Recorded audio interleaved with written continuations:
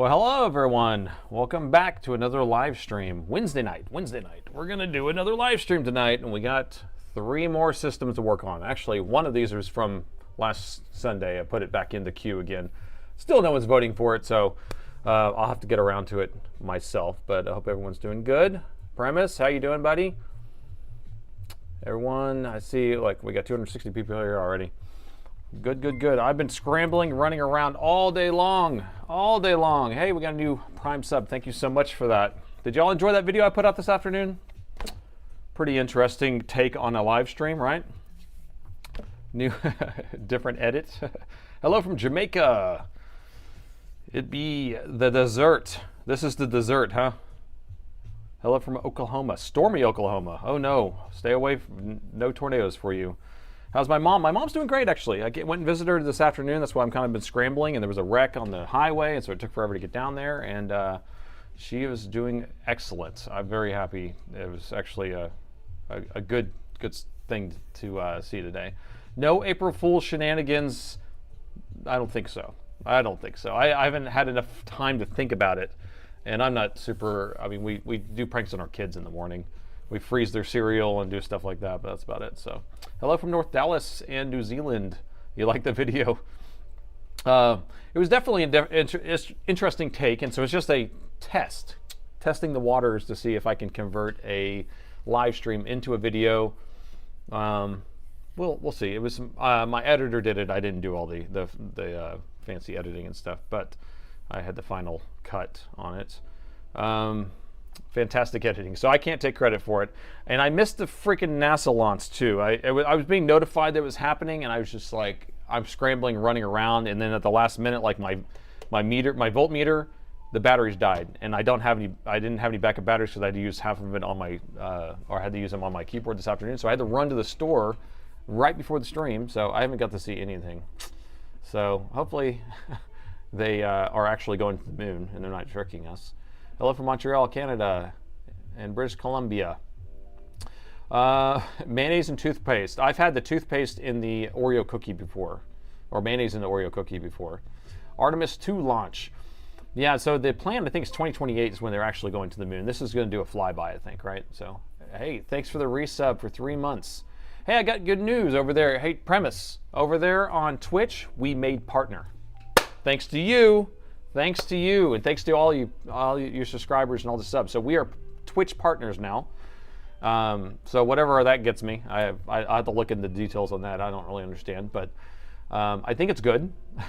The voltmeter I have is the UT, I think it's the E version. Yeah, it's the UT161E. I have the E, but I have the D also. Robert, thank you. I'm at work. I'm going to give a shout out to Wes, Jake, and Michaela.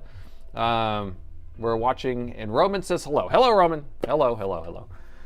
New subscriber from Puerto Rico. Welcome. So there's 3 systems up there. We got about 4 minutes left on the voting. So the first one is an M16R1 in Windows. The GPU is detected. There's no errors or anything. But right as you try to start the actual GPU, it crashes. Boom, just crashes. Then we have the XPS 9520, which we actually had it on Sunday stream. It has a 1.6 error code, not a BIOS issue, probably a bad EC chip or something like that, because that's what the error code's pointing at. I don't know. Nobody's voting for it anyway, so who cares, right? But I want to mess with it at some point. Looking forward to this. Well, thank you, lady. Thank you, lady. And the last one's an M17 R5, no power at all. They were in the middle of gaming, and it just shut off, and the end. Dishes are done. So... is the 1.6 D any good? D plus? I don't know the D plus. I have the D and then I have the E. Welcome to the coolest fans member. Look at all this stuff coming in. Thank you so much for all the donations and the memberships. I finally made another live stream on my computer so I can chat. Well, good. Some people will actually put it up on their TV to watch and then they chat on their phone. That's how some people do it. Have any issues with an M16 R2? I've only had a couple M16 R2s come in. I have one right now in the queue, and I could have put it on the list today, but it's a spill, and I don't like spills. And so I don't want to deal with spills on the shenanigans tonight. So people always vote on the first thing on the list. Is that true? Ooh, we should randomize the list next time. Huh. Santa Claus, I'm looking backwards to this. You're looking backwards to this? Does that mean that I need to run it forward? Rare eye condition. Oh my goodness, you're so funny. No power at all is easy. Lead Farmer, you are trying to pop my bubble. Pop it, pop. No power at all could be a short on the board, but it could be a EC. It could be a number of things. That's the problem with the no power. It's like, it just could be whatever. So they were using it and shut off. That tells you something, but it could be easy pizza. Cap'n, what's happened? So you usually watch on a tablet. Okay, so you can do the tablet and then you can do a chat on something else. April Fool's luck, and I don't know of any April Fool's jokes right off the bat in the back of my head. I have not done anything yet, and my brain is a little foggy today. I got my green drink though. What if you have a bourbon spill? No bourbon spill. So we're doing what's this one? There we go. It has a bunch of stuff in it. It's not sweet at all. Woo! So this will hopefully clear my head up. All right, 1 minute left on the voting. Hello from Austin, Texas. If you're in Austin, you can come on by. Come on by and say hi. I'm just putting my gramps on the bed, so I'll hang out with you. Well, good. Yeah, come hang out. Put your gramps on the bed and then come back afterward. Defogging with the green today. And I also just took some vitamin D. That will also help my brain. I have some coffee. What ends up happening is, like, I've already been at work for 11 hours, and so this last 4 hours for the stream, it usually gets me.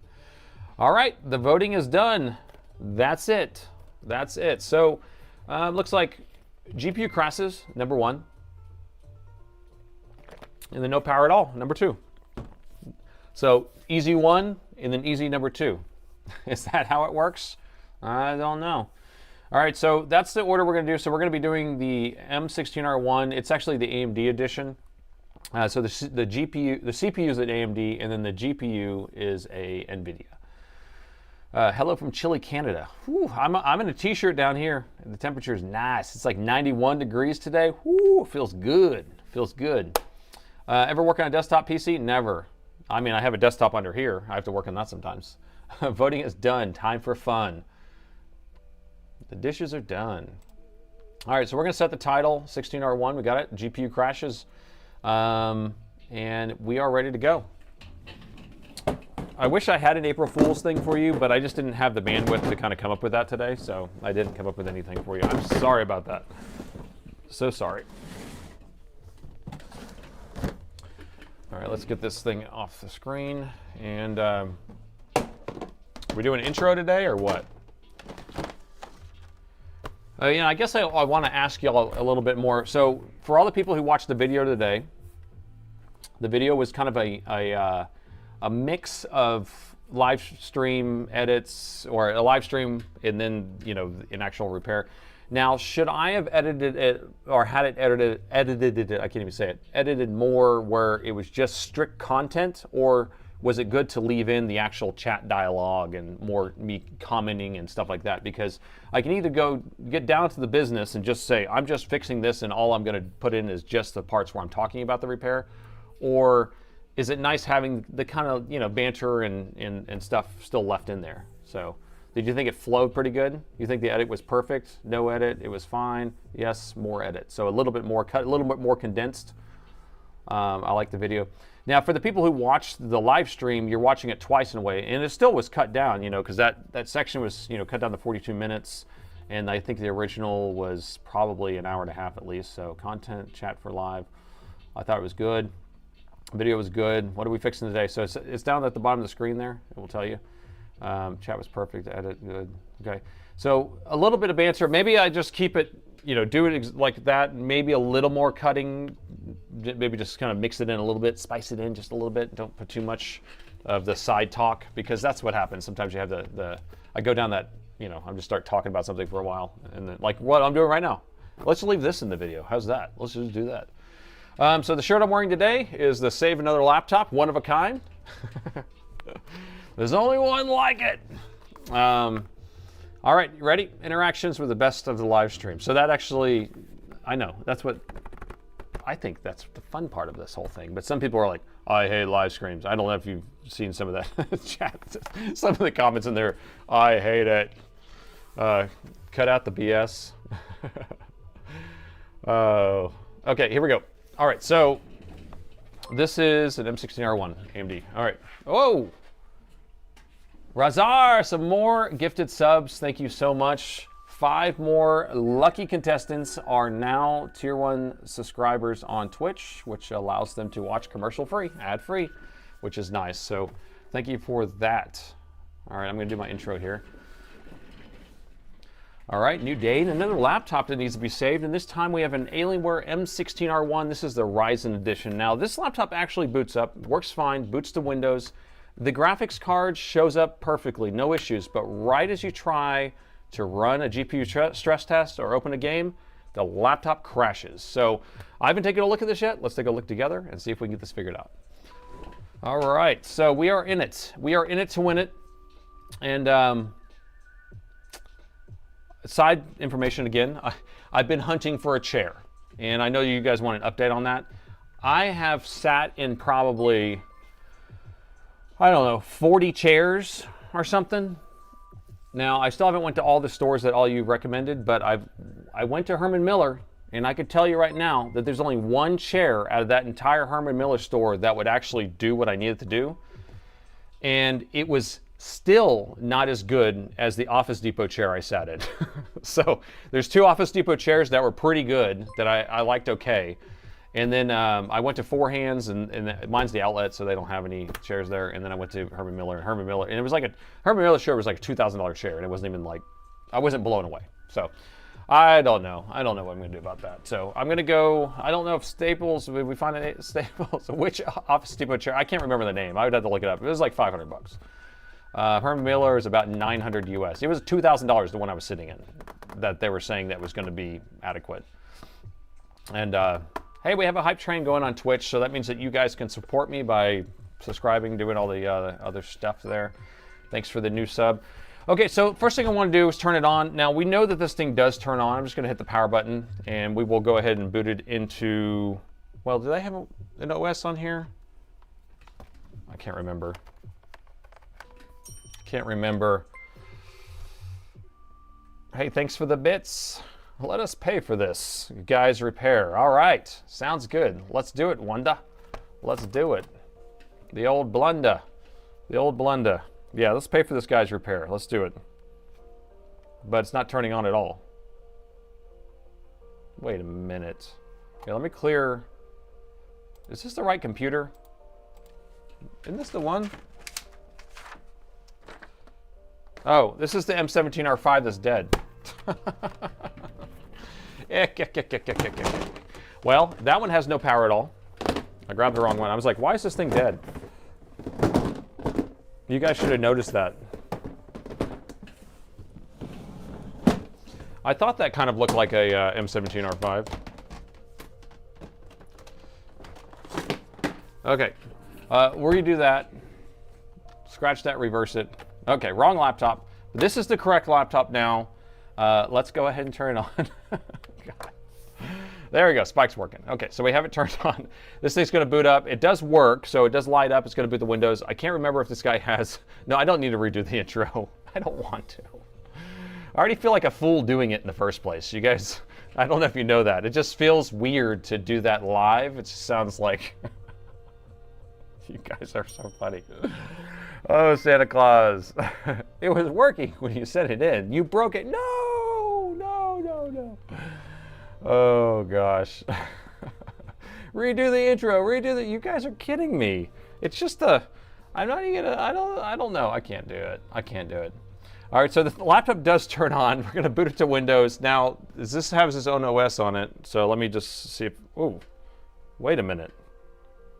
It just like flickered. The screen made some weird artifacting. You guys didn't get to see that because I was trying to hide it, but. Oh, the screen just went black. On, off. On, off. Please redo the intro.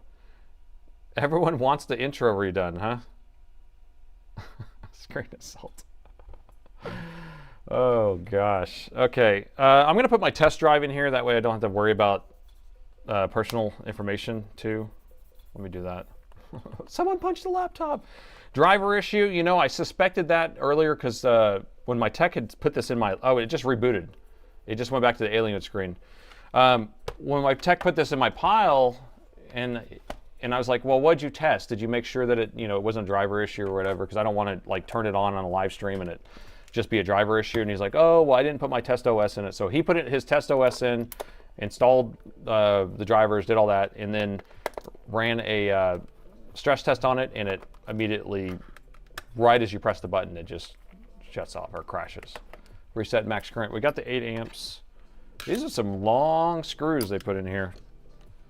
Long screwed. Phone number's on the sticker? Are you kidding me? Don't tell me that. Ah, gosh. This is the... I'm tired of this. I am tired of this. Nothing makes me more irritated than people putting personal information all over their freaking laptops. April Fools, that was a fake phone number. Reset max. Okay. Okay, so we have this. I'm just going to pull his drive out, put my drive in so I don't have to worry about it.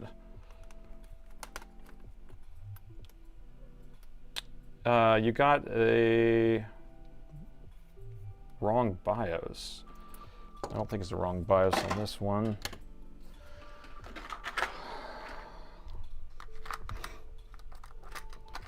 Let's see.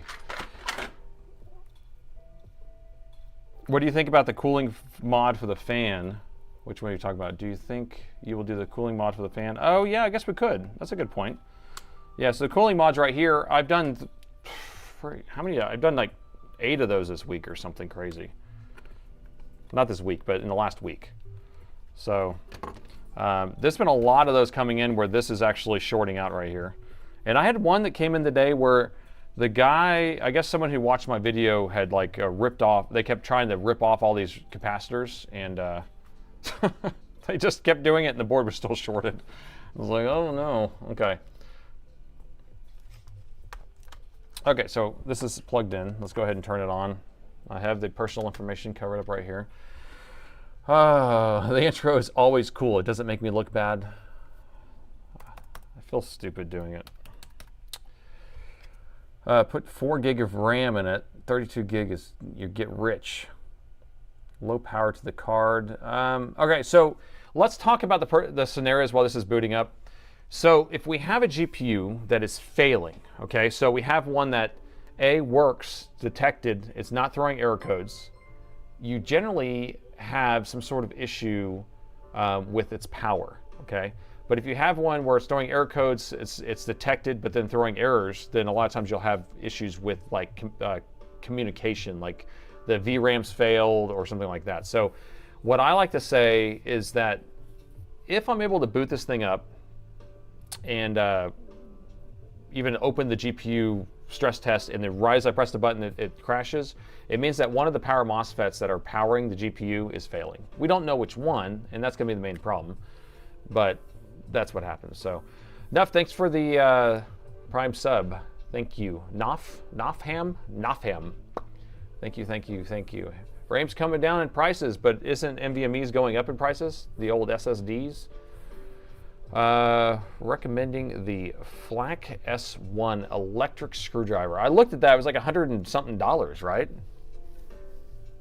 I mean, I guess. Is it worth that $100? Is that the one that's like, you turn it and then it goes that direction, you turn it and it goes that direction? Or something like that. Doesn't Soren use one of those? Because I have this other electric screwdriver and I think it's stupid as, like, way stupid. I don't even know where it is. Just for the pizza. Okay, it's even doing this. I don't even know, dude. It's not a physical attribute that's doing this. Okay, brightness up. Here, we'll get you dialed in so you can see what's going on. I'm going to pull up the device manager.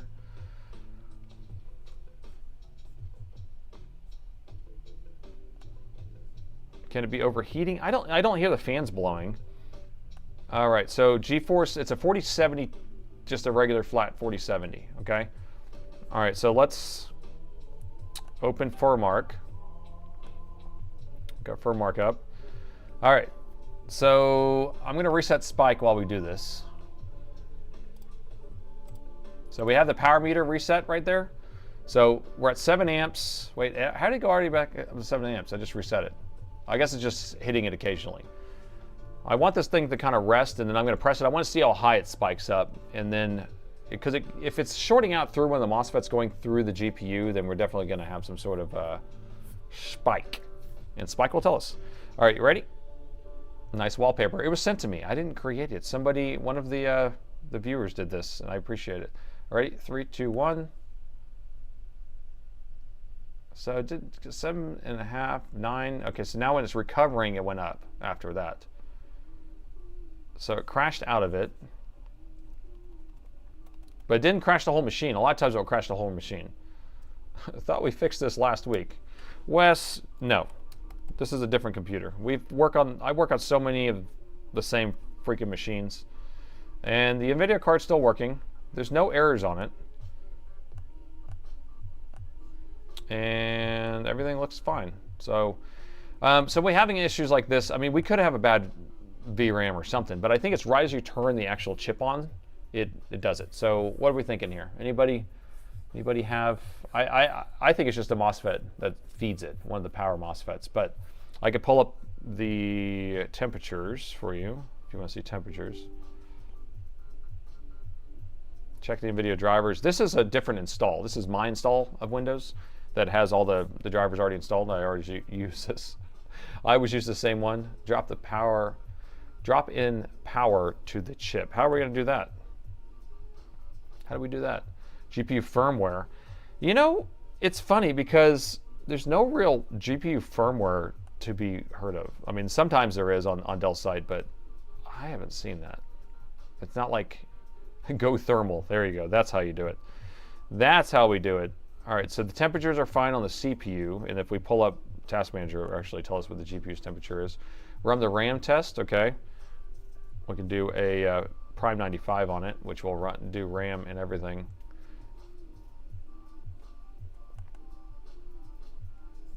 It is being a little bit janky, a little bit. Santa Claus. Sword and screwdriver is the Miniware ES15. I have the same one. Tons of fake counterfeit versions. It's expensive, but it's awesome. Okay, so I should invest in it. What happened to my machine? Thank you there, Santa Claus. Come on. Did you check the event log? Well, this is my install, so we can check the event log now if you want. So it's no longer going. We have some sort of alien head issue here. The issue with messing with this more and more is that most likely one of the MOSFETs are going to die, and that's going to be that issue where it's just dead. Bad crystal oscillator? Could be. Usually when I find the crystal oscillator is bad, the GPU isn't detected. So I mean, mats and mods. We can run mats and mods on it if you want. I don't know what it's going to do. The alien went home. That's just stuck on here. I'm just going to hold this down. Plug in the HDMI. Okay, we can do that. That actually might be an interesting test to see if it is any different on the external. Wiggle the screen. I'm pretty sure it's not a screen issue, but it could be the screen. You like how I'm giving you guys a lot of like questions because y'all are my brain trust. The brain trust. You know, it reminds me of Scrubs. They had the janitor had his brain trust, and Scrubs just came out with a new season, which was actually pretty cool. I saw the first episode last night. All right, the screen cable's damaged. So you think it's a screen cable damage situation. Okay, I'm turning it on. Let's go to microscope. No signal. All right. All right, so we have picture yet? No picture, no picture. All right. I'll wait until it gets to Windows. VRAM test. I think the VRAM test would be plausible. We tried to run Vulkan on it earlier. I had him try to run it, and right as you try to activate Vulkan, does the same thing. It just like crashes. So Integrated, switch to integrated only. If you do that, then I don't think it gives picture at all. Can't remember. I didn't do it. I didn't mess with that part, so I don't know. Dual MOSFETs. Yeah, these are dual. Well, they're not dual channel MOSFETs. They're like the all-in-one package. Still don't have anything here. Do we got external monitor? Oh, the external monitor is black. Weird. Graduated. No more Windows. Wes is a Linux manic Linux guy, huh? Well, congratulations. Disabling Optimus. We can do that, but then it'll make it have to boot off the GPU only. And there's a chance we might not be able to even boot the thing up. Okay, just reboot it on us. So if it's going to start doing this boot loop thing, that's the more and more it starts freaking me out, because we're going to end up shorting out a MOSFET and sending it straight through the GPU.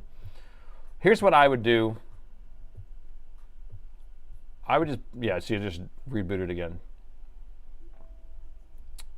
Oh, no, it didn't. I would just change out, there we go. Oh, it's equal and not equal to less than equal, or whatever, that error, which is RAM or CPU usually. But it's an IRQ not equal to. I'm going to turn this off. The smell test. The smell test. All right, so right now, I could say, like, if I wasn't talking to you and doing this thing, I would actually go and open it up and just change out all the MOSFETs on the GPU, like every single one of them. So should I do what I would normally do, or should I do what you want me to do? Time to disassemble, time to go thermal. So I could try to boot it on the desk and then go thermal. This thing gets so freaking hot, like you'll see, it's on, like the entire thing's glowing. Oh great, got an update on here. Going thermal. Is my thermal even on? Thermal's not even on.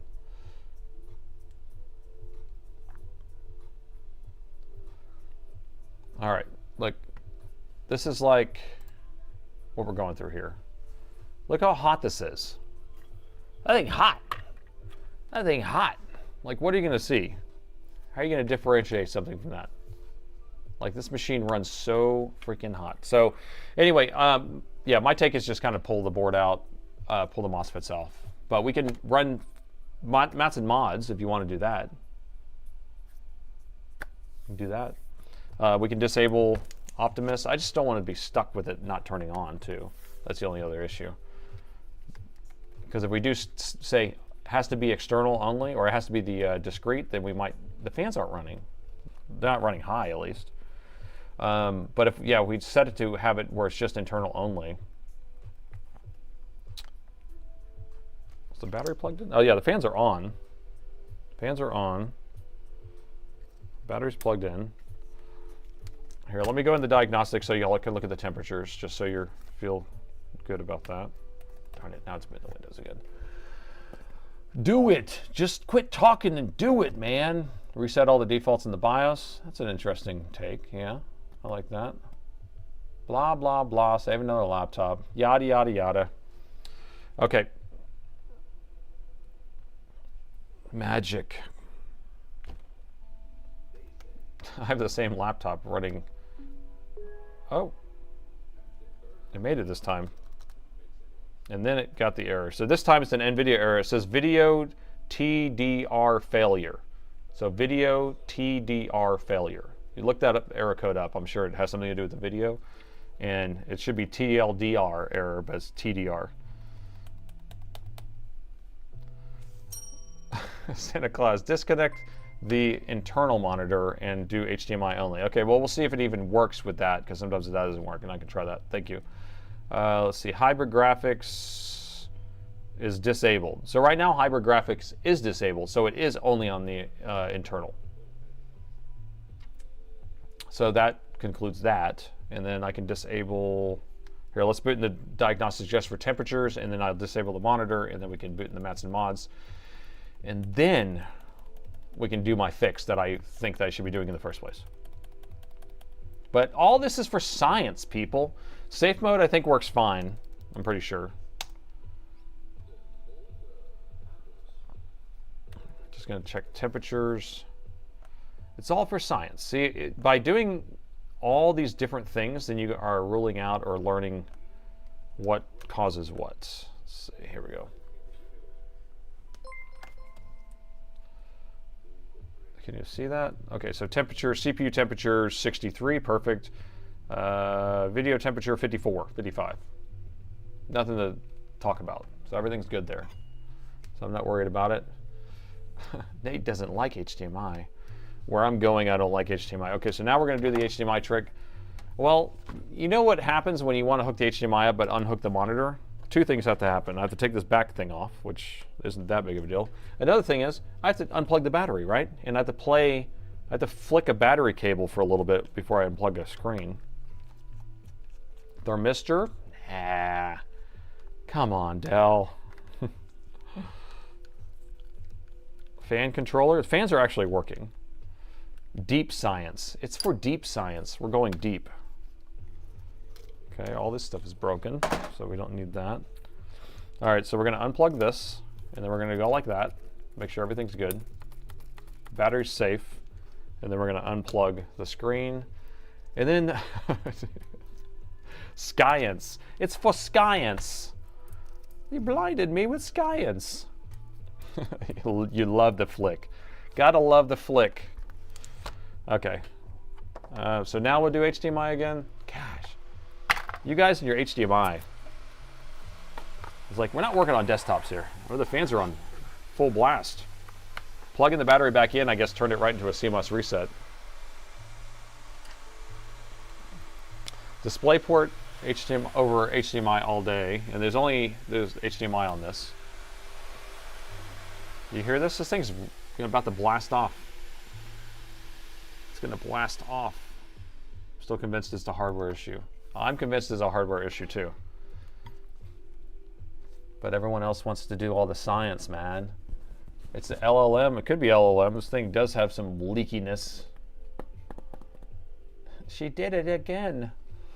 Have we checked the Wi-Fi card yet? So yes, we need to really focus on this. Have we really checked the Wi-Fi card yet? No. No, no, no, no, no, no. To the moon, to the moon. Blast off like Artemis. MOSFET, MOSFET, MOSFET, MOSFET. Yes.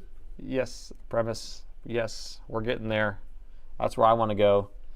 Let me see if I have the MOSFETs. That would be even better, because this takes a second for it to wake up. Let me grab the board. Do I have the board? This is going to be a AMD CPU with a NVIDIA GPU. Ooh, I don't know. I don't know. Uh-oh. But it has an NVIDIA GPU, so it should use the same MOSFETs.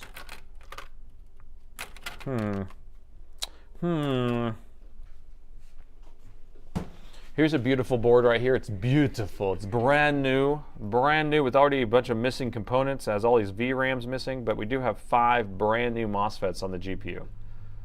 They're absolutely flawless. So if we do need to replace them, I haven't really figured out a good way of figuring out which one's bad besides changing one out, booting it up, doing a test, changing one out, booting it up, doing a test. So GPU. Yes, did I say CPU? I probably did. I always do that. Scruff.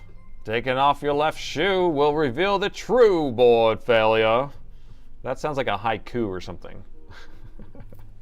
The man with one left shoe. I only have one left shoe. I don't know about you guys.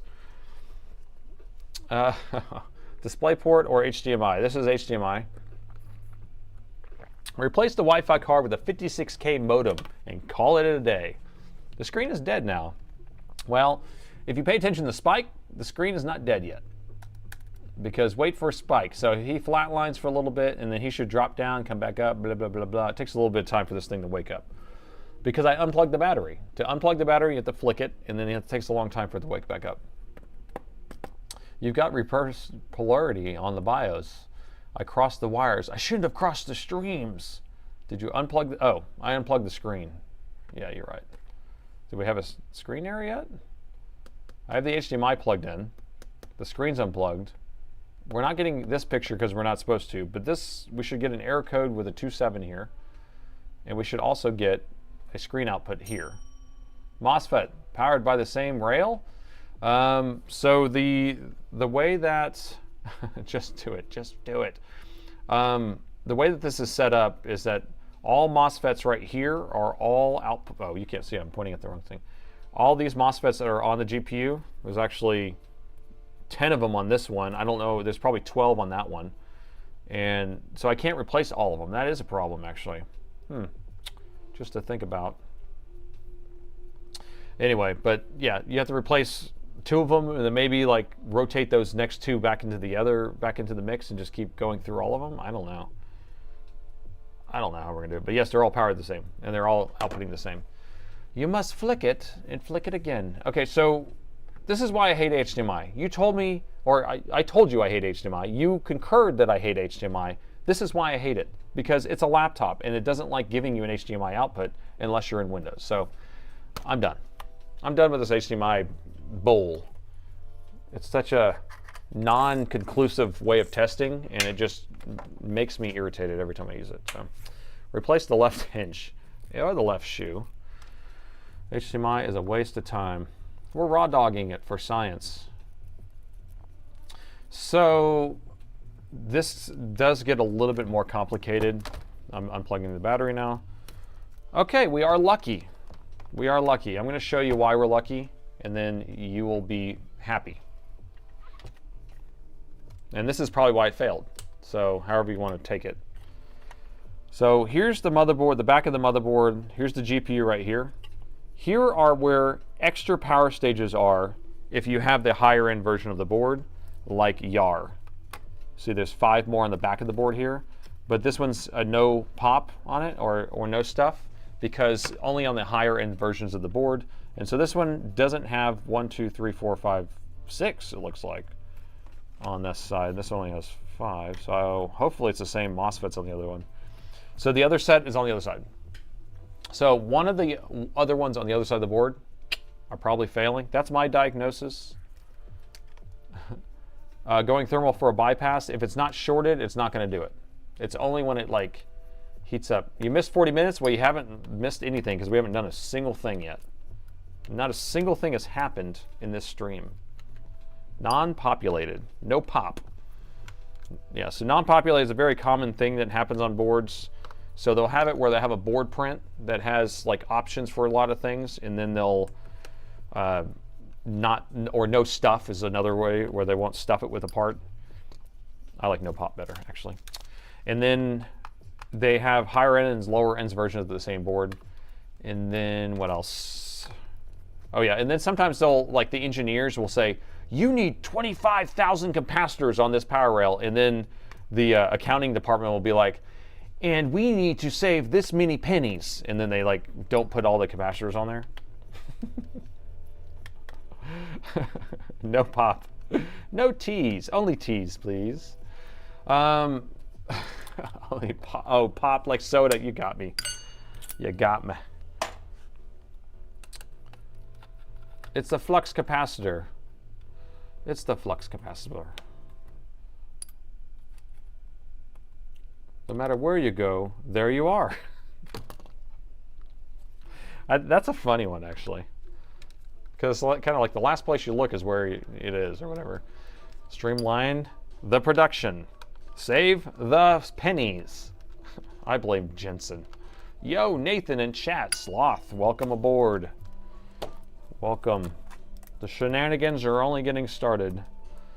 Are we really 42 minutes in already? Haven't done anything.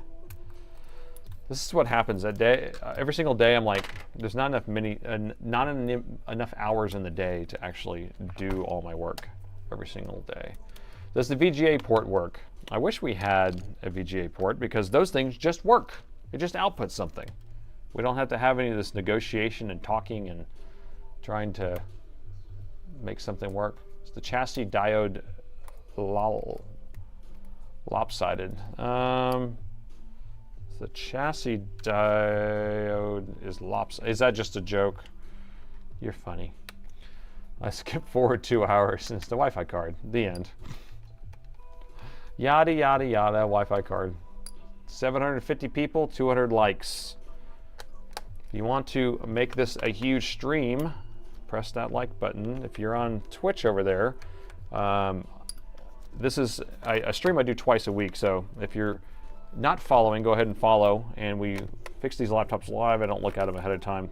This one I actually knew a little bit more about it than I normally would, but it's just because my tech was working on it in the other room. And there's a secret screw. Do you spy it? Do you spy the secret screw? Because I don't know where it is. Is it this one? Aha! Found it. We're up to 223. Oh, when you look at a map of the board, it says, "You are here. How does it know?" Full of haikus. Use the 0 ohm resistor. That actually should be on a t-shirt, right?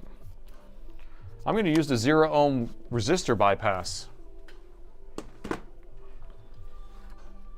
You know, maybe we could do oscilloscope, maybe, to try to figure out which one.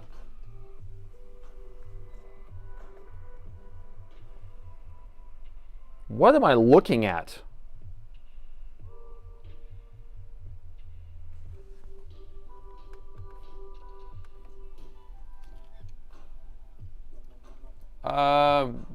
No compute.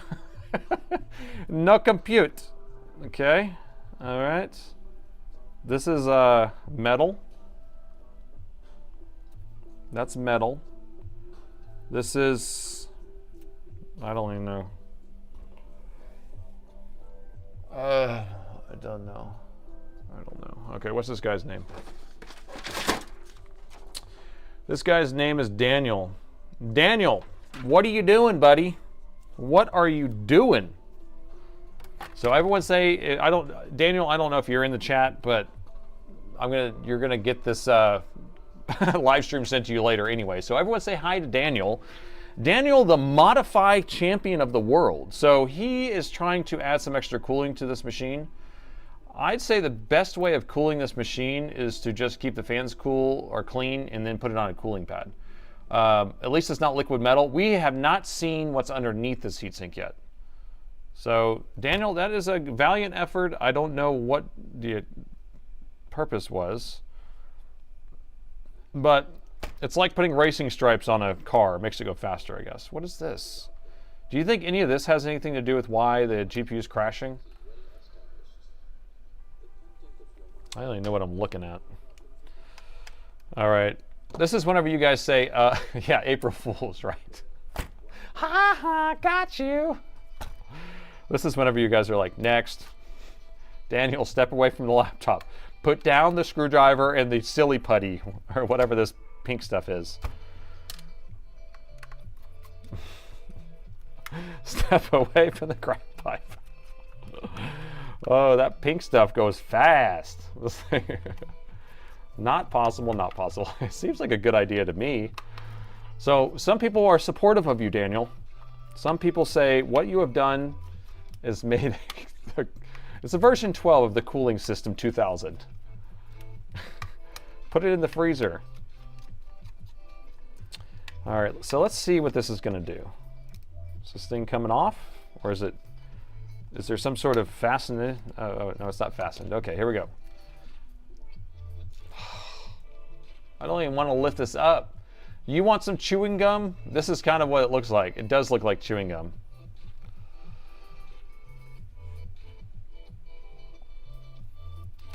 Oh, man.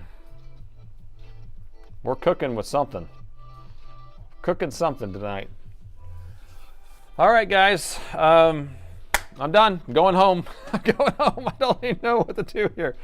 This was like every cooling attempt you can come up with. You're just putting it more and more on here. So there's quite a bit of stuff happening here with all this stuff. Mess go faster. Mess go faster. Mess go faster. Go faster. So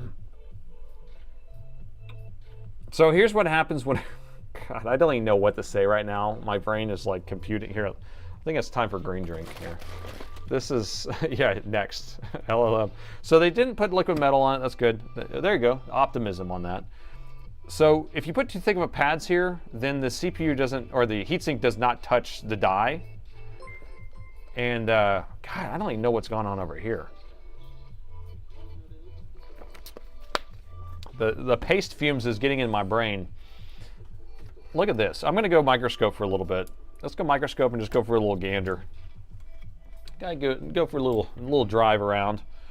So here's our heatsink. So what I want to tell you about a heatsink, if I can find a pointing device here. Where's the pointing device? Here we go. Charge extra, I'm telling you. This is the only part of this die, it's actually risen up, that is touching the CPU. None of this touches the CPU, but beautiful, beautiful application. It's beautiful. And then this one, they did the right thing where it's just over that. But we have, what is this stuff? Does anyone know what this is? That's weird, $200 cleaning fee. So is this like the putty? I mean, this looks, it's too soft for putty to me. Is this just a regular putty? Thermal putty. Spermal putty. Oh, okay. All right. I don't know, dude. Okay, let's look at the motherboard too while we're at it. Oh no, his modification just fell off. His modification just fell off the back of this thing here. Sorry, Daniel. I only work in like stock. Is it toothpaste, right?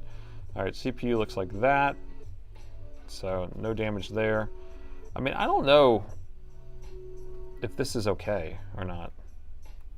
You see how flat that is there? So this is what I was saying, this one's too tall. This is only supposed to have a 1/2 mil. This is a full millimeter thick of padding right here. So that I would not put on there, and you had all this extra padding. I mean, was he really overheating that much? Do you think any of this stuff, is it conductive? I never use this stuff. Is it conductive? Should we check? Attempts were made. It's all conductive too. That'd be crazy if it is.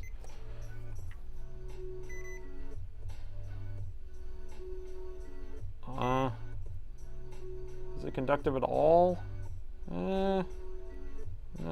It's not really doing any conductivity here. Getting as close as I can here. So it's not. So I guess it's okay. What about this stuff?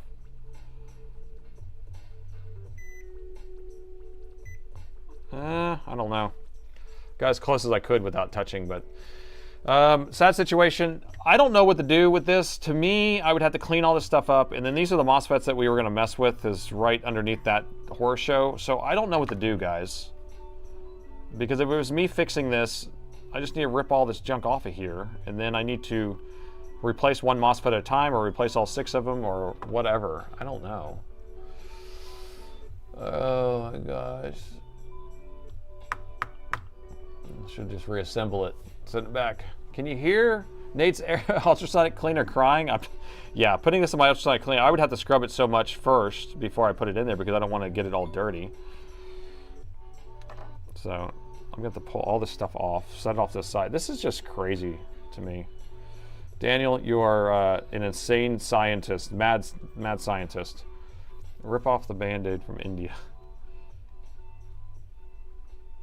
Ripping that off. All right, so this stuff. Oh, wait, there's liquid metal down here or something. What is that? Or is that me just touching it with my tweezers made that mark? Weird. What is that? Why does it look like that when I'm touching it? Oh, face plant. Okay. I feel like I want to step away from the laptop myself.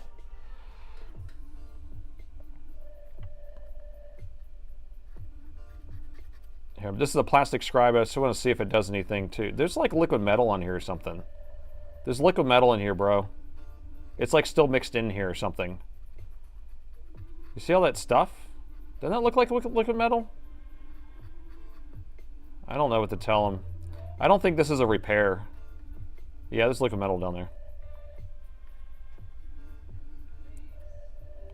Like, why is one of these GPUs or MOSFETs failing? One of these is failing. Okay, one of these is not happy. So I don't know what to tell him. I think I'm setting this down. Throw in the garbage in the bourbon cigar. I mean, this is, yeah, this would definitely have to be some sort of cleaning fee to set it back to stock or something. And to me, it seems like I might be spinning my wheels trying to fix it. So, can we do a poll and just say, move on to the next? Question mark? Because I don't think I should work on this. Or I think I should at least explain to him how much work it's going to be for me to even try to fix it. So, from repair to technology. She's dead, Gems. She's dead. She's dead. I like a challenge. Oh gosh. Well, you like a challenge, huh? It's like sometimes I feel weird because I'm like, am I a cleaner? Is that what I do? Is I'm a cleaner? Or I thought I was supposed to be good at like diagnosing issues, and to me that doesn't, there's no diagnosing going on here. So move on to the next, 90%, 85%. Looks like y'all are leaning that way. So nice. I don't know. Should try to make a YouTube short out of this because this is not something I expected.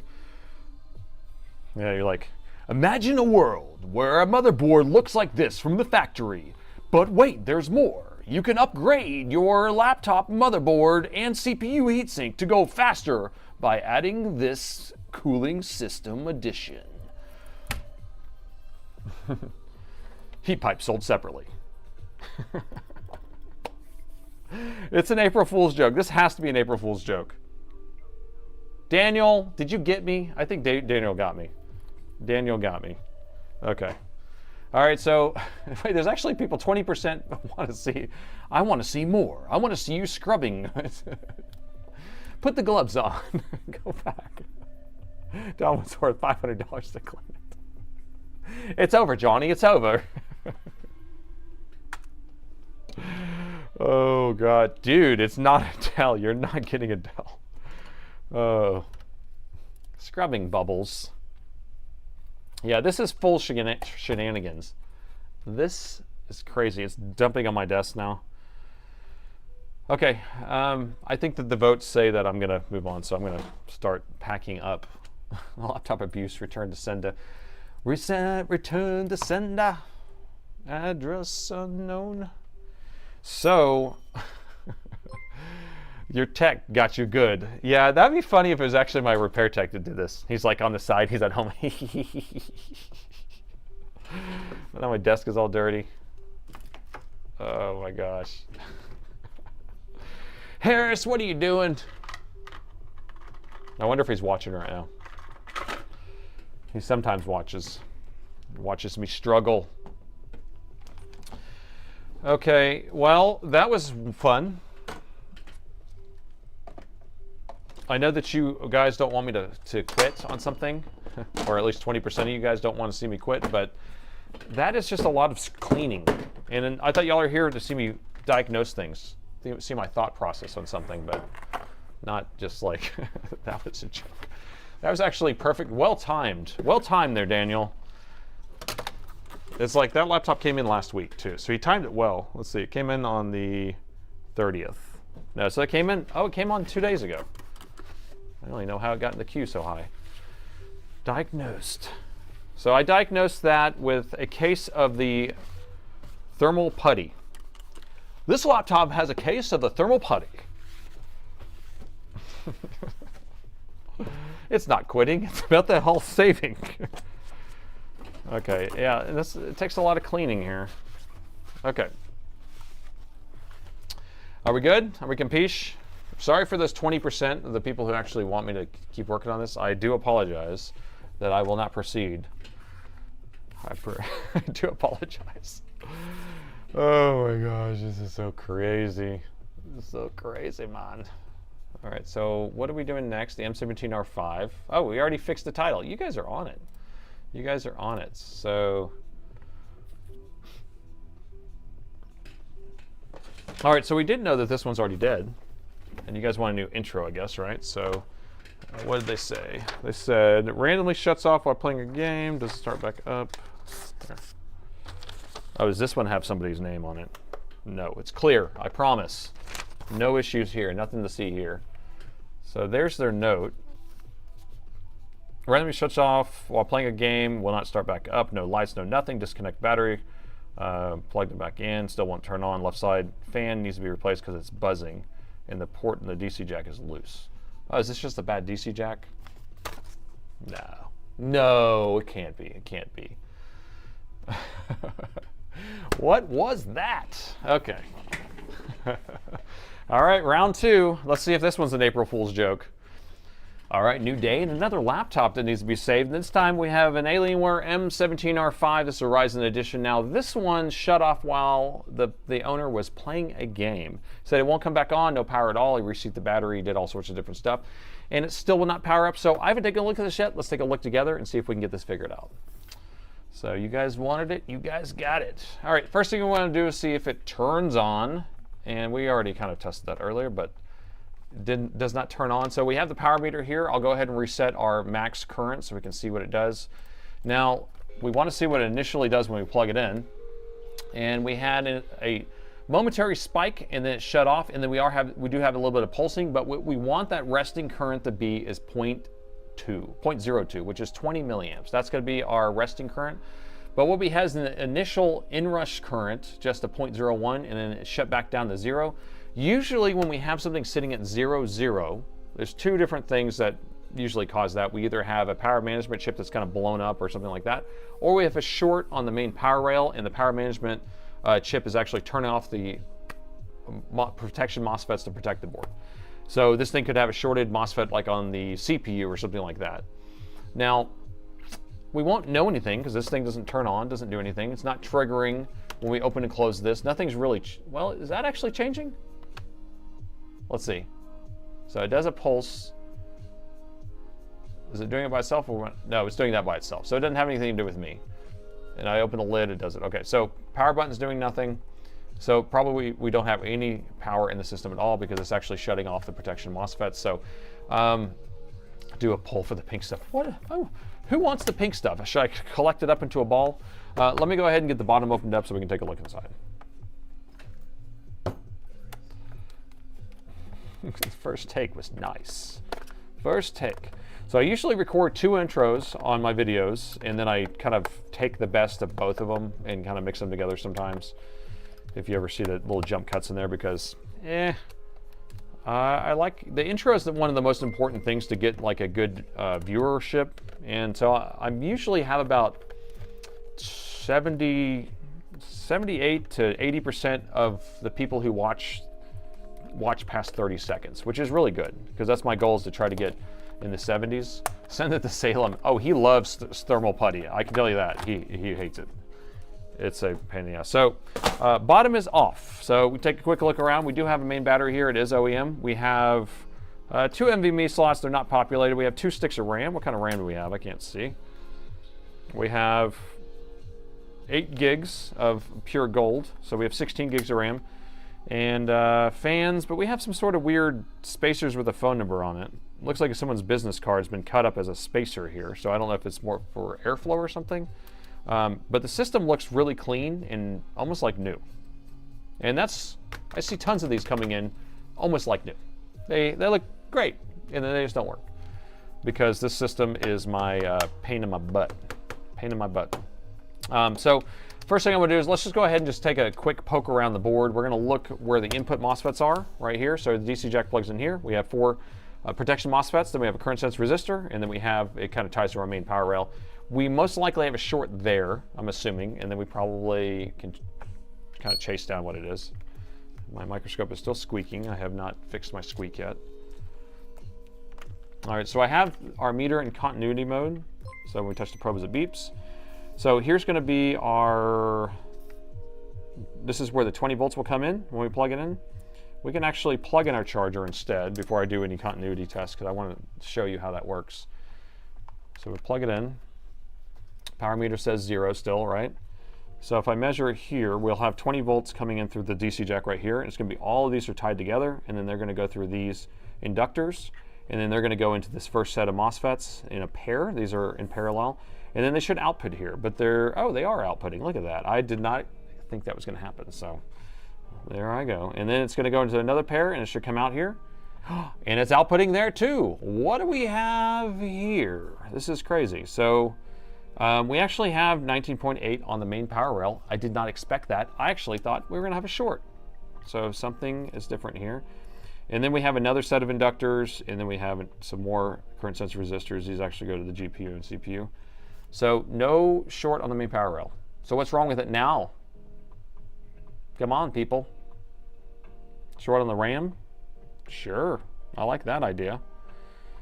Let's try that theory out. We can also unplug the battery, do a CMOS reset. Here's our power management chip. Let's see if the power management chip's looking good. Actually, I want to see what the battery has on it, too. So the battery's right here. This is going to be the output of the battery. And we have 11.5 on the battery. So we have battery voltage and we have the actual charger voltage. Interesting. Gate enable, corrupted EC. Could be, I mean, I've never had to do an EC on this one. I think we did do one. We figured out how to do one, but I've never had to do one to fix it because this one doesn't have a common corruption. Low side rail, if the main power rail is working, then we're happy. That's good with that. We could still have an issue with like a 3 volt or 5 volt power rail. And then here's our RAM. So let's just check our RAM and see if we have a short over here. So I'll go back to continuity mode. I'm going to unplug the charger, unplug the battery. Microslop BIOS update firmware. It could be a BIOS, I doubt it, but who knows. So I'm just checking these to see if we have a short. So no short on the RAM. Because this would tie to the RAM power supply. And I don't see that. And the RAM power supply is on the other side of the board. The 3 volt, 5 volt, and 1.8 are all on the other side of the board. So I can't really do anything else without pulling the board, but we can unplug the battery. We can try doing a CMOS reset, quote unquote. This one doesn't really have much of a CMOS reset because the EC chip is programmed. So that doesn't really do much, but battery's unplugged.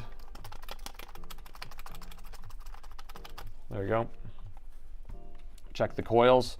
There's only 2 coils here, and these things had voltage on it, so they're not shorted. And then the rest of the coils are on the other side. They're underneath the RAM here. So I can't, there's nothing else to check on this side for shorts or voltages like that. But battery's unplugged still. I'm going to plug in the charger and see what it does with the battery unplugged. Still that same little inrush spike, and then it goes back down to 0. It should be sitting at 0.02, and power button still does nothing. What is it now? What do we think we still have now? Properly calibrated power button. I'm going to pull the RAM. Let me just get this out of here. Get out of here, RAM. What about the Wi-Fi card? You know, it'd be funny if it actually is the Wi-Fi card. Bad EC? I don't know. I've never had to do it. Voltage injection time. Tell me where to inject it. I will inject it right now. We haven't found a short yet. Pull the motherboard. You want me to turn some screws? I'm going to pull the Wi-Fi card. Remove the goggles. That's so funny that he took that little scene out of, I think it was only in like one of his videos that he did that. Remove the goggles. It's got to be the Wi-Fi card. All right, so Wi-Fi card is out. And do you think this thing is going to turn on? No short, no voltage injection. Thank you for clarifying, premise. So that was the whole point. So whenever someone said inject some voltage, I said, okay, I'll do it, but you got to tell me where. You got to tell me where, because if there's no short, there's nothing to inject to. Something has to be shorted. 3.3 and 5 volt and 1.8 are on the other side of the board. So 1.8 could be missing. Cat piece smell test. So Wi-Fi card's out. This is going to be a Wi-Fi card missing test. How did we get up to 0.43? 0.43, that was good. That's a record. That's with the Wi-Fi card out. Plug it back in again. And it's back to its other thing. I'm going to reset it again. You think it was just a... think it just filled back up? All right, so it's reset to 0. We'll plug it back in.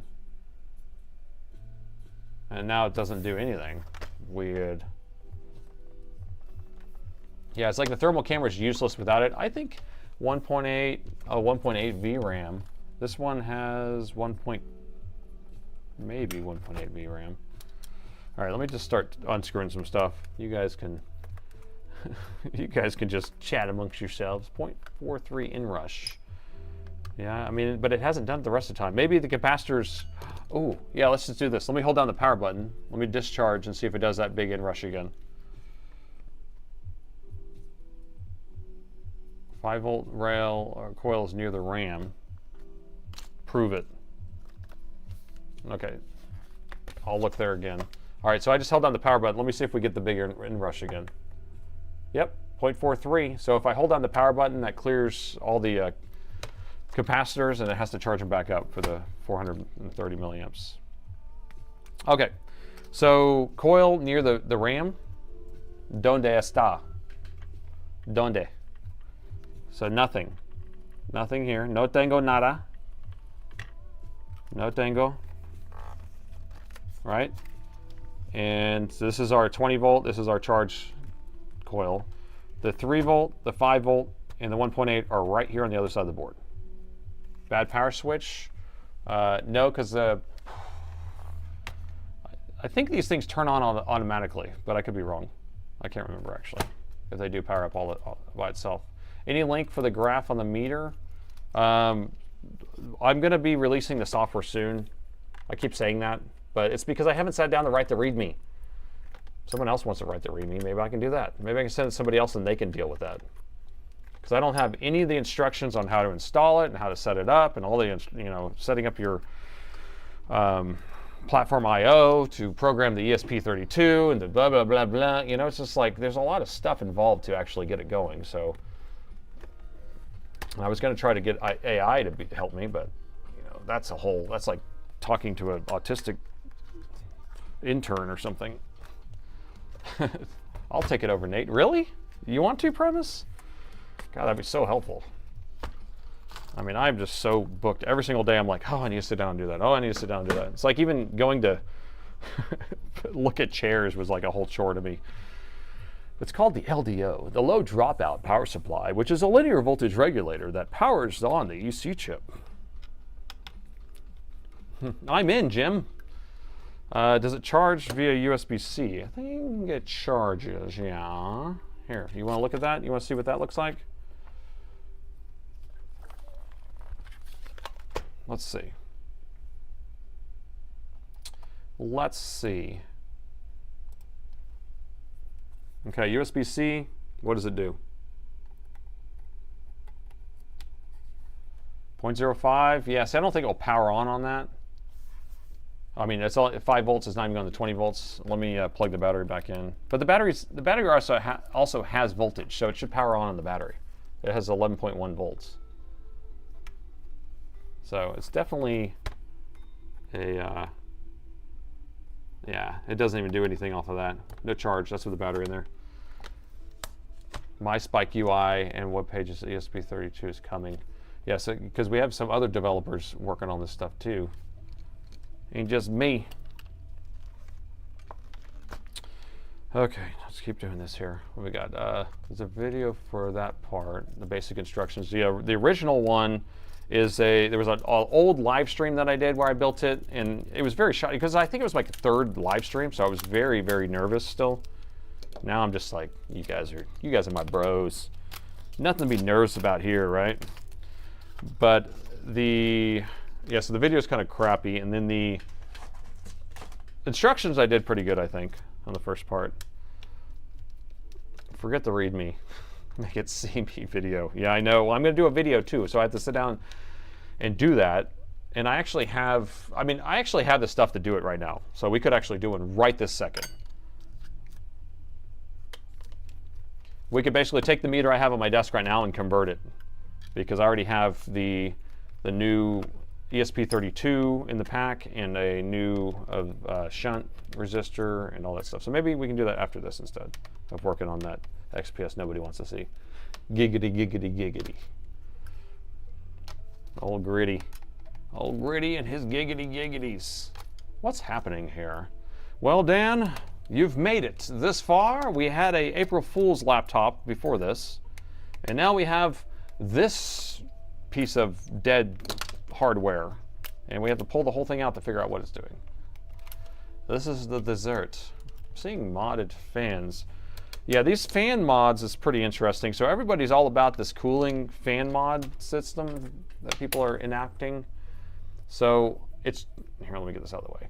This is like a fan spacer of some sort. It's just a folded piece of cardboard. So I guess it makes just enough space here to allow air to come through. I don't know, you tell me. You guys are the professionals. Does that make it better? Oh, Spike is flatlined. He's dead. He's dead. Old Spiky. We're almost there. I have an ESP32-C, and the package is already ready to program for you. Yeah, and so these are the ones that I have. Let's see. There's the INA226, and then, oh, sorry, I'm reaching for it. Oh no, I just knocked it over. Darn it. And the ESP32s are back there, so I can't find it. But, and you use Platform I/O and everything already. I guess you can use the Arduino IDE, which I actually prefer that when it comes to a lot of that just programming Arduino stuff.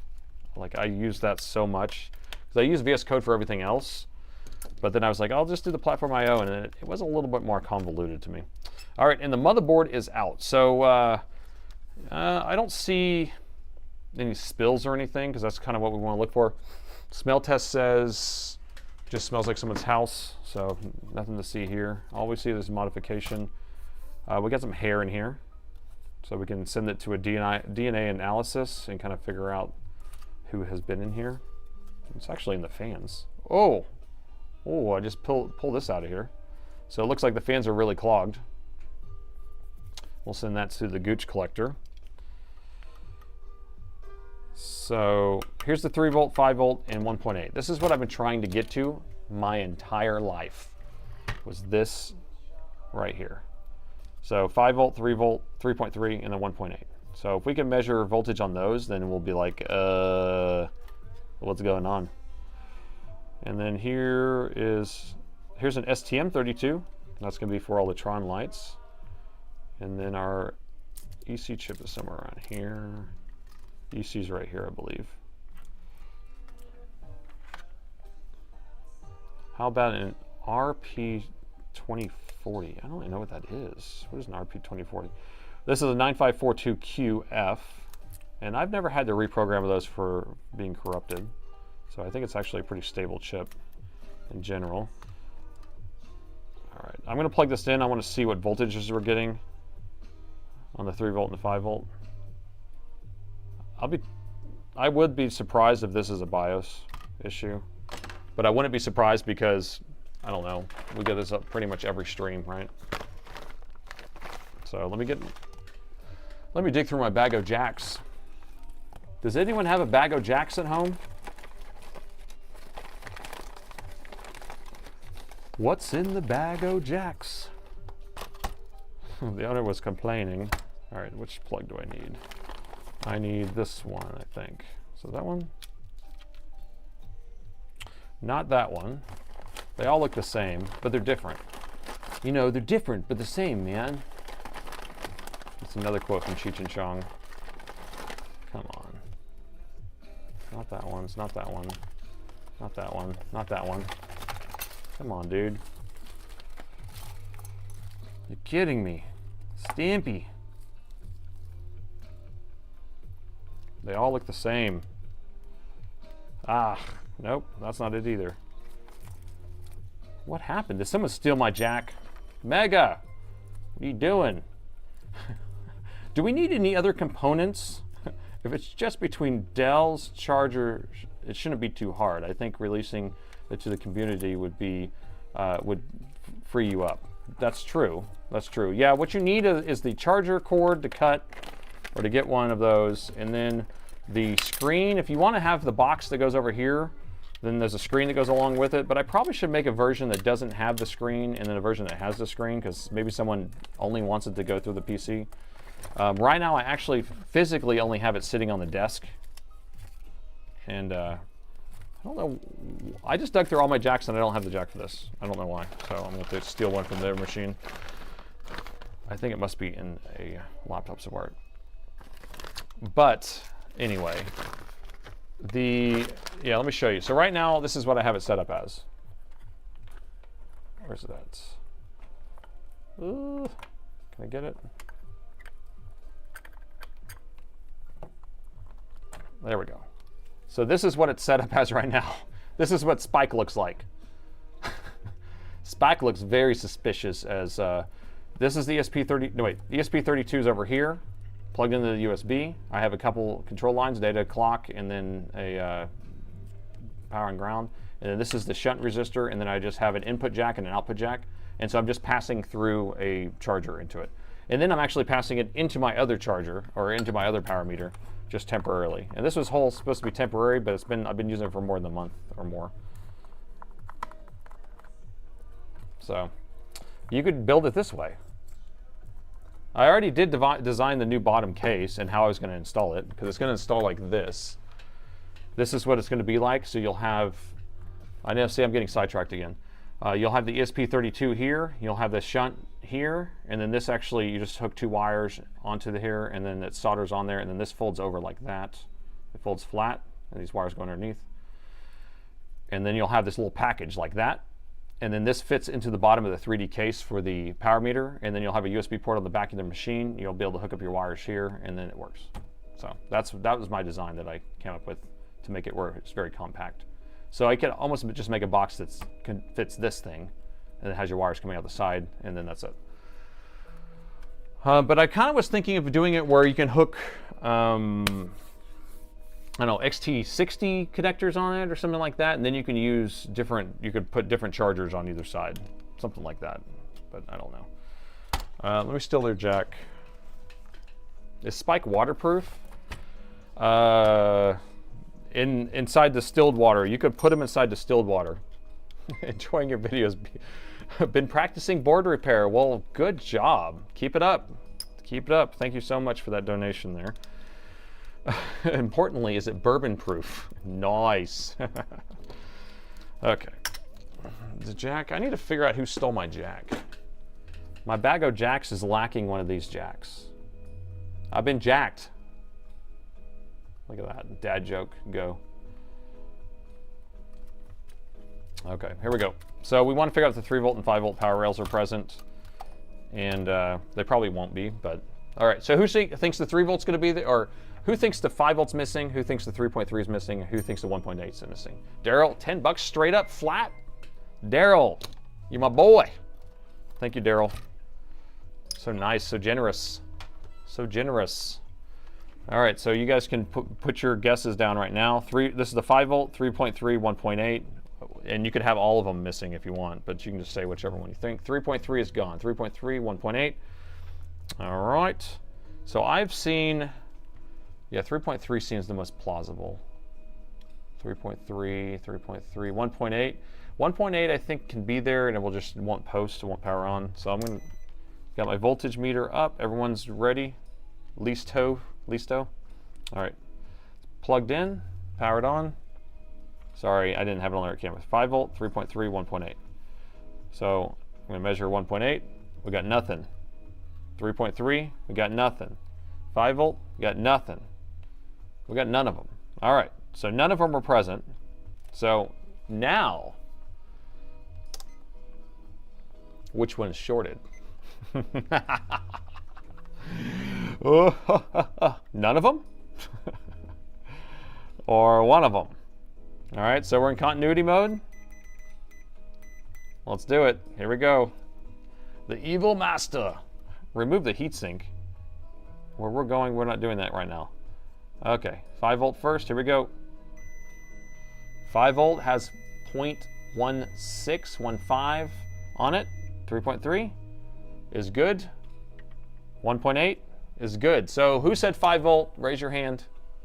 5 volt is shorted, people. Who won? Everyone else, quiet. So 5 volt is shorted. So this is the 5 volt power rail. Without the 5 volt, board's basically dead. There you go. Premise did it. We got another moving reader has hand up. 5 shorted. So look at those guys. Shout out to you You have nailed it. So 5 volts missing, it's at where it's actually shorted out. So, and it's actually shorted pretty low. So I think we have an easy pizza coming along. Easy pizza means that we probably have a shorted capacitor, which is tied from the positive of the power rail to ground. And if it just cracks or something, it ends up going straight to ground and acting as a wire. So we're going to inject some voltage here.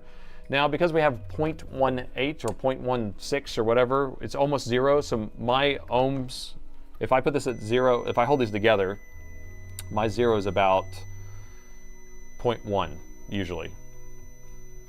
And it's moving around a bit. But so this is practically 0 to me. I'm holding that there. See, it's at 0.13. So if we're practically at 0, we don't need very many volts to inject. So I will put it down to 0.5. We'll start with half a volt. Half a volt. And you guys will like seeing the meter when I do that? Do you like seeing the amps on there? So we're going to go thermal. I'm going to turn off the power meter so you can see the current being injected. So there's the current. That's what we're going to inject. We're at half a volt. And so if I touch them together, it pulls a bunch, okay? But what we want to do is we're going to inject that into the motherboard, and we're going to see what lights up under the thermal camera when we do that. So we're actually pulling 3, 4 amps, whatever it takes. And let me raise this up so we can see a little higher.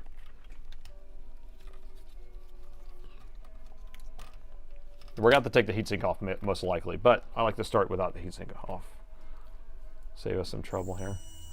Oh, I see it already. Do you see it? You guys see it? 3 amps is a lot. It's not a lot at 0.5. So you got to, it's all relative, right? So 3 amps seems like a lot, but we're not like at 5 volts at 3 amps. You know, we're at half a volt at 3 amps. So we're like 1.5 watts, right?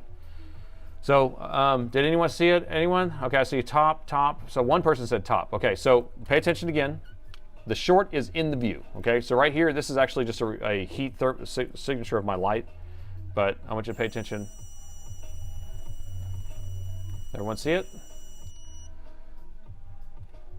There you go. So we can see it's heating up in this area. One more time. There it is.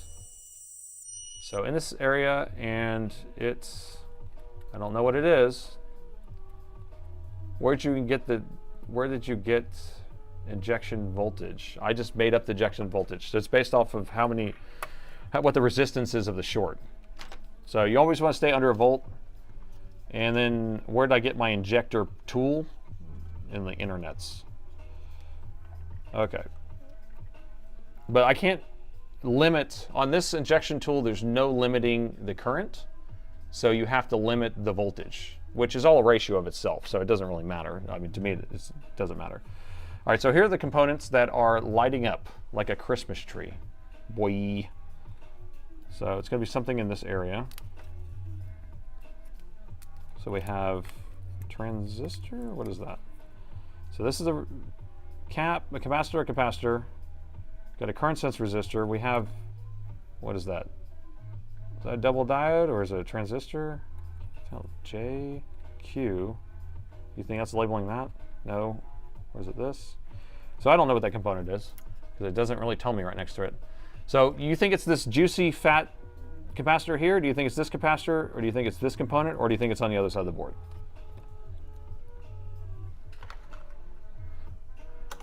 So the way we're going to figure that out is I'm just going to put some alcohol right there. So this is 99% alcohol.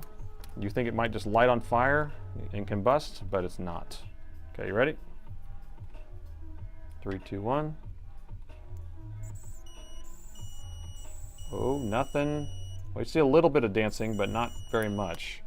So we're looking for that alcohol to kind of change its pattern. I'm going to put a little bit more on here, and we may up the voltage just a little bit to give us a little bit more current, but I'm seeing some movement here, but anybody who's done this before might notice that it's not really doing a lot. So I'm holding it on here. I'm not 100% convinced it's even on this side of the board. You want to go thermal again? Is anybody on board with me on that?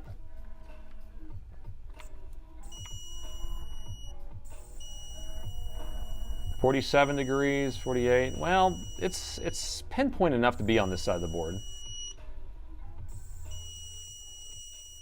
So I could try flipping it, but I don't have much of an area to, or nothing to do it. Let's flip it over and just see what's on the other side.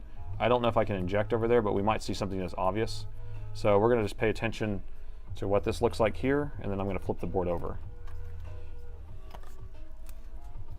All right, so that answers that question. So this is exactly on the other side of the board. No tango nada. There ain't nothing over here. So it's either in the board layers or it's that capacitor.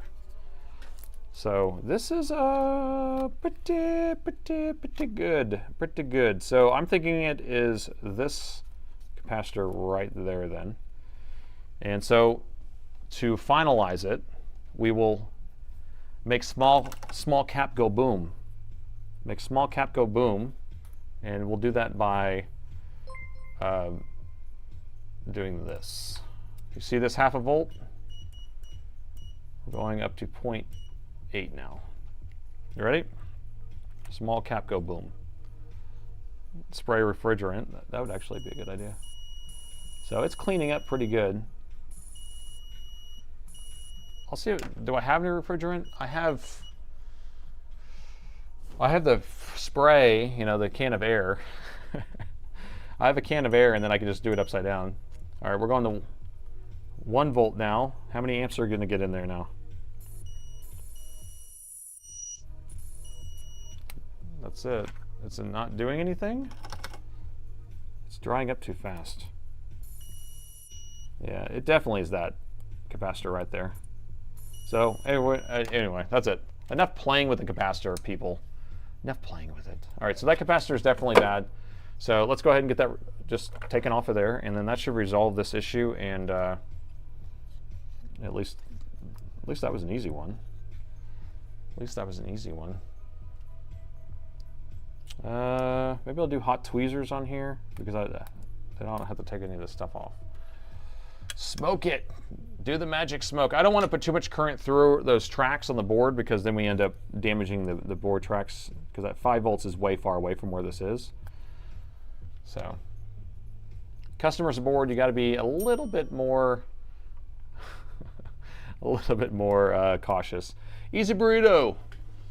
This burrito was easy. 50 volts go. Didn't we inject 20 volts into a CPU one night because we were trying to blow it up? And then one night we actually had a chipset explode, right? Just like popped, like pieces just flew across. That was crazy. That was super crazy.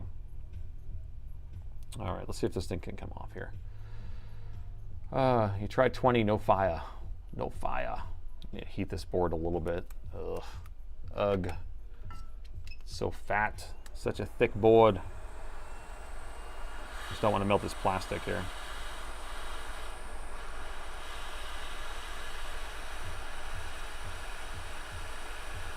So I'm only doing 300 degrees C to bring up the board temperature a little bit, so then whenever I hit it with the hot tweezers, it should come off. So I don't have to use the hot tweezers to heat up that ground plane. And it still doesn't want to go. Where's my stuff? Good times, good times. Add flux, yeah, no. Some black horse goodness. Ah, it smells so good. It's like incense. It's like incense. All right, so that's off of there. Should we see if there's a crack on this thing?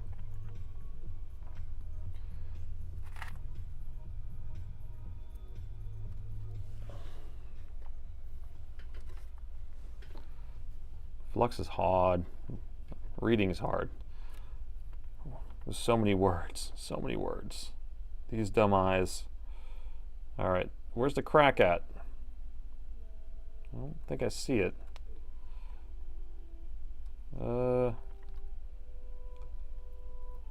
Yeah, maybe a little bit right there. There's a crack in that corner, maybe. You can kind of see the discoloration, but not super obvious. It wasn't something you could see. So the board should work now. Let me clean this off. We'll replace that capacitor in another video. Now I will replace it because there's only one over here, and I always replace the capacitors regardless. But what I like to do, we can just turn it on. So let's turn the board on, make sure it works. Yeah, that was an easy burrito. No power's easy. Lead farmer. The quote of the day. Check for a short. Oh, you guys are, you don't trust me? You don't trust me? The short is gone. Will it turn on? So all the short is gone. Power meter, 0.43. We can reset it if we want. And here we go. Plug it in. 0.02. There we go. I can't believe. And there's a power button on here somewhere. There we go. Press the power button. Ooh, the fan's making a noise, but it's on.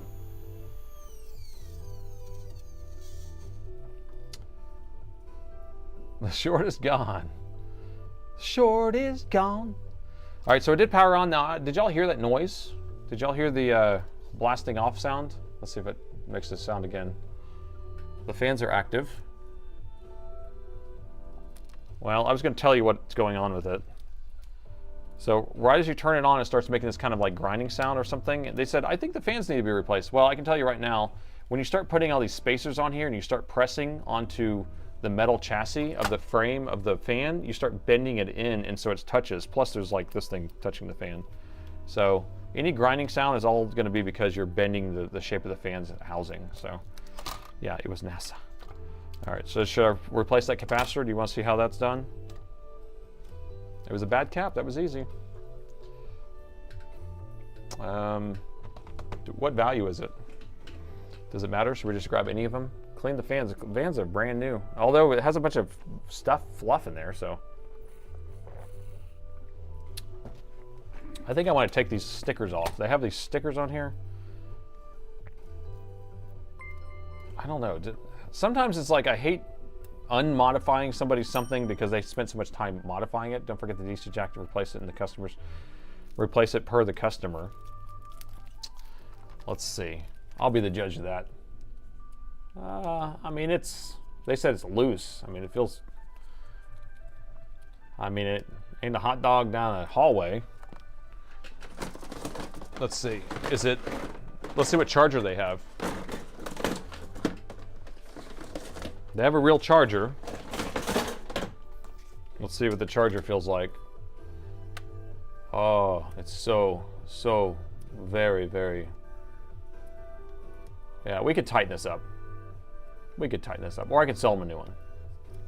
Should I sell it to them, or should I fix it? I can show you how to fix this and tighten it up if you want. Yeah, you can basically pull the little bands so inside of it. Well, I'll show you instead of like trying to illustrate it.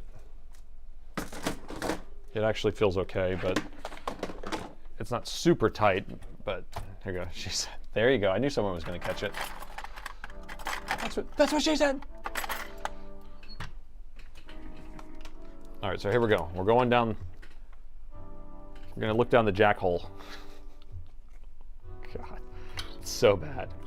So bad. Okay, we're looking down this jack hole, and you can see how we have these little.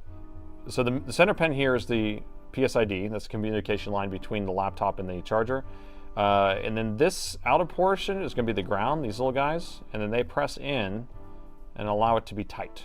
Okay, and then the inner portion is the positive. Okay, back here. I don't know if you can see that or not. But the way I just tighten this up is I just grab these guys and just kind of bend them in just a little bit. So I just get in here like that and then bend this one. This is the one that kind of feels a little bit loose. Darn it. Can I get it? And this one, I'm having a hard time grabbing them. And then getting this way may be the way to go. I don't know. There we go. Yep, that worked. So I bend that like that. It bends it in just a little bit.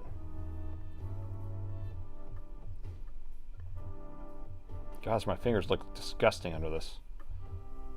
Okay. Never look at your fingers under a microscope. Poke the hole. It's not that much tighter. It's not that much tighter. You need some lotion. I think it's all the heatsink compound that's just on my fingers just now. Plus I washed my hands like 25 times today because of all it. Every time I like get up, I have to go wash my hands because it's always covered in stuff. Now I probably should wear gloves, but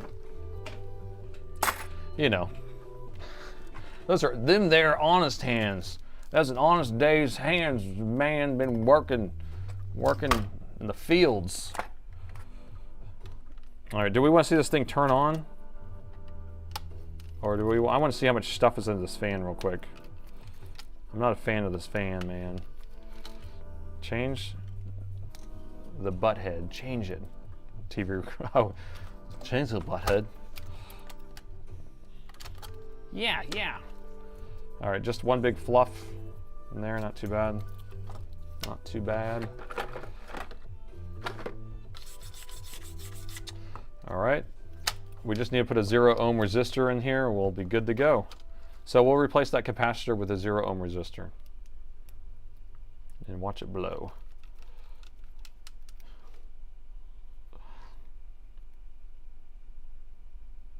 New coolest fans.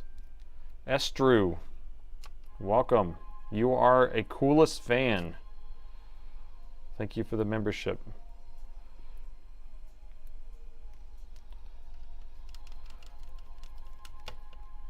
U.S. Soren's twin brother.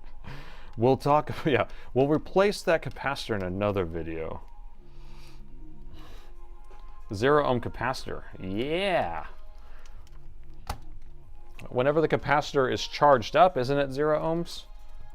And then whenever it's, no, it'd be 0 when it's not charged up. Yeah, because it's actually sucking in all the power. Use a bipolar diode. All right, let me grab a donut board and we'll just replace that capacitor quickly. Giggity, giggity. That's a good one, gritty. Gritty, gritty.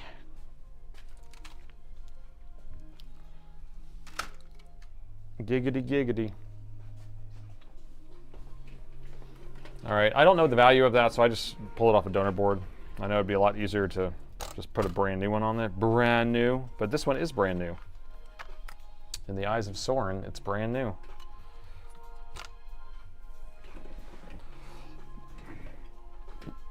Rotate it 90 degrees. Solder it in. Okay, so where are we working? All right, I'm gonna just tin this first with some fresh leaded solder, and then that should go on easier with the other stuff. Is it a 10 volt cap? I would assume it'd be a 10 volt cap, like 1 microfarad or something. I mean, who knows? It's on the 5 volt power rail, right? This might be on the USB even, right? Might have something to do with the USB. What do you think?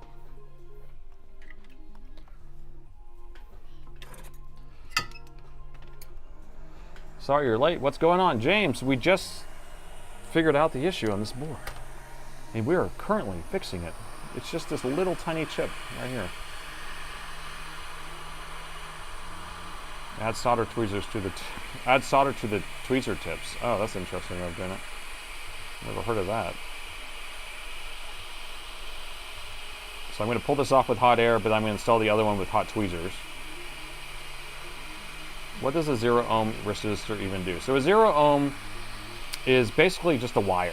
A resistor is something that's supposed to resist current flow, and a 0 ohm resistor means it has no resistance, which means it's just a wire, and those are used more for like jumpers. So it's more or less like a fuse. Think about it like a fuse.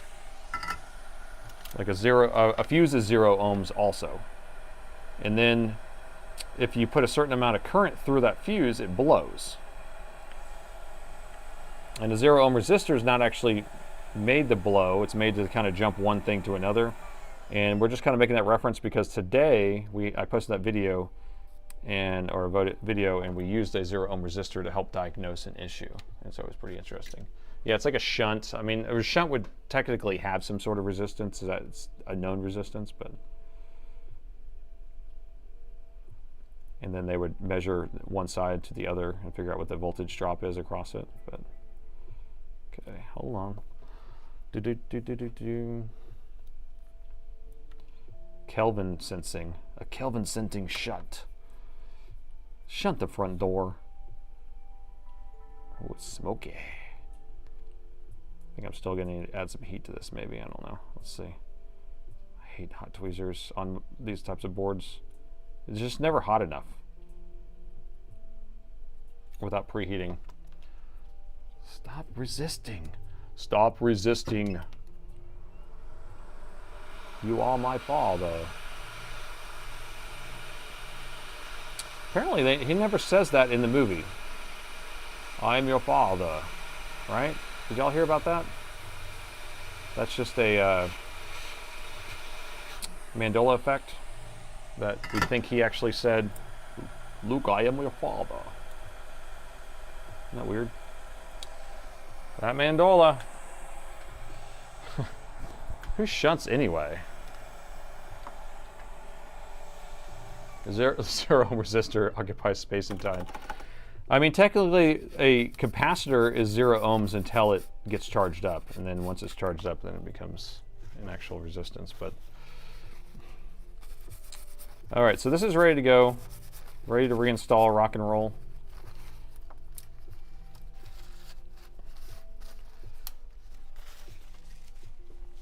Gigawatts, giggity watts. It's giggity watts. Giggity.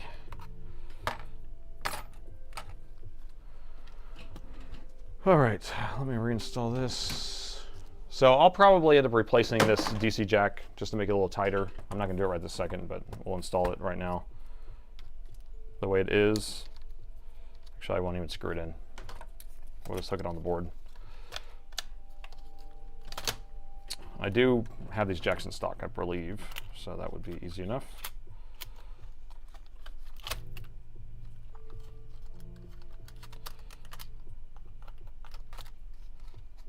Power button. Come on, dude. All the cables like to go under the board on this machine when you put it in here. Okay, so all those are lined up. Does anybody say anything? Says, I am your father, Luke. He does actually say that? Well, so then why did people say, wait, did everyone confirm that? But Luke, I'm your uncle's daddy.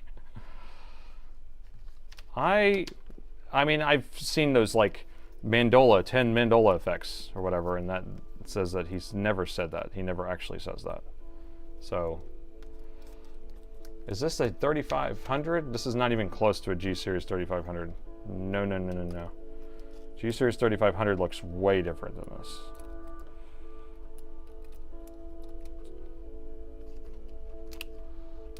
Yes, Darth said it. Oh, okay. Well, there you go. Well then, maybe I'm the one having a Mandola effect, that someone said that the Mandola effect was an effect on that one. Whoa! That's like a double whammo. That's what's going on.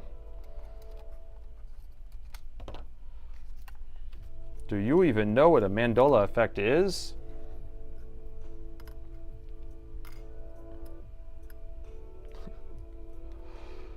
The quote is, no, I am your father. Oh, see? There you go. No, I am your father. Oh, that's right. Yes, that's exactly what it says.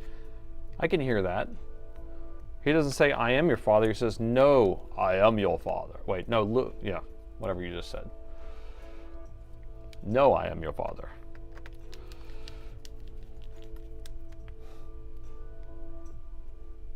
Double, reverse that.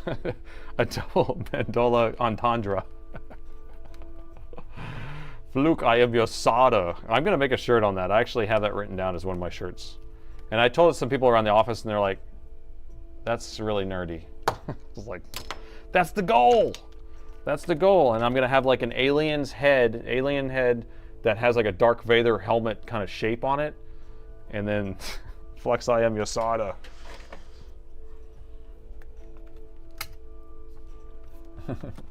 Nerd, max nerd, let's go. Okay, Spike is on. Let me reset him. So we got it plugged in. 0.04 says resting current. Open the lid, it automatically turned on. I hear fan spin. I got keyboard backlight, and we will let it go. Let it go, let it go. And time for some more green drink. So green drink Green Devotion.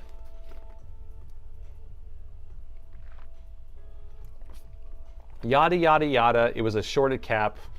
Next, please. All right. That's good to go. We have a picture? Nope, no picture yet. Make an Alienware head and a xylophone head, or xylomorph head into the intro or something. But why did it short? That's the question. Is that really the question? Because no cap, no short. These ceramic caps, they get hot. It's actually on the back over there. I bet it goes to the one of the USB ports or something like that. It contains ginger. How do you say that? Xenophobia. Is that xenophobia? Is that what that is? Xenophobia, not xeno. Xenophobia. I'm telling you, I'm a bad reader, so don't fault me for that. I'm good at some other stuff. Create spike. So we're flatlining. Is this thing gonna wake up? Come on, baby. There it is. So that's what we were waiting for. See how it broke out of that flat line? And we have a picture. I can't believe I saved another laptop. All right, so we are good to go on this one. This one's in the books, and that one only took, I have no idea how much time, 45 minutes or something, 30 minutes. Dinner time, I'm out. No! Well, okay, you can end on a high note. Make a shirt, spoil for solder. I replaced another bad cap, I can't believe. All right, no battery installed. I guess I did not plug in the battery, but it is working. So that's it. What are we gonna do in the next one? I'll catch the replay. All right. So are we gonna do that last XPS now? Because we have that one, we still have time. Proper nice. Feels bad, man. Feels bad. I guess we could circle back to the crazy April Fool's joke. God. Oh, this is an XPS 9520, and it has a 1.6 error, I believe. Let's see what the thing is here.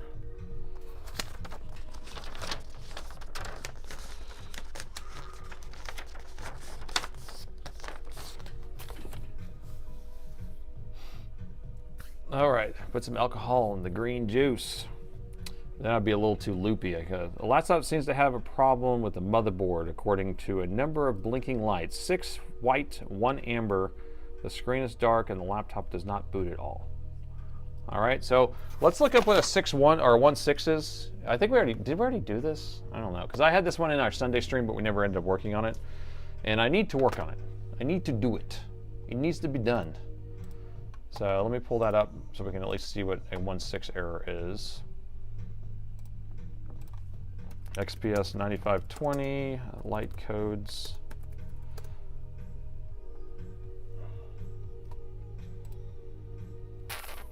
Turn that off.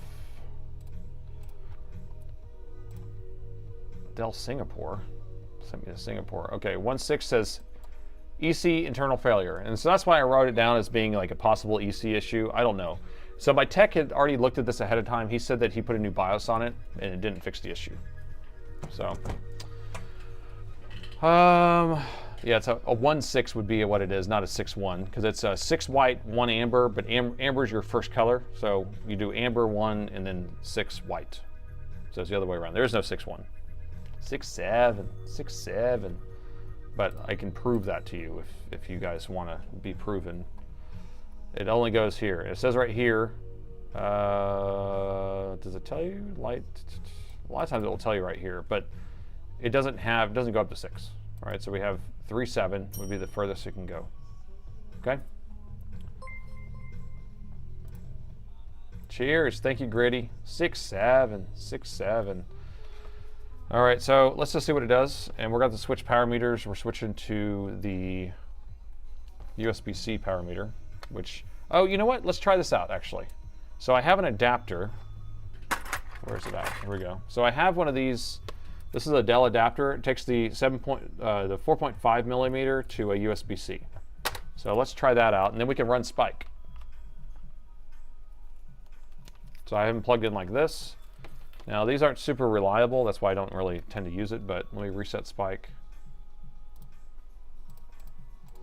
All right, so we're gonna plug it in. And you see how it's always pulling a little bit of current because this thing actually is producing some sort of current. So we plug it in and I get nothing.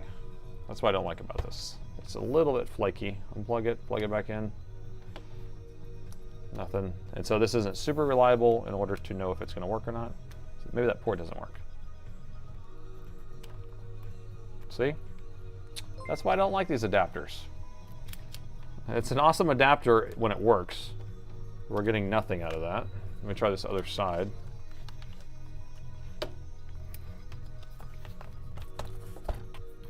Plus the cord's not long enough, but weird.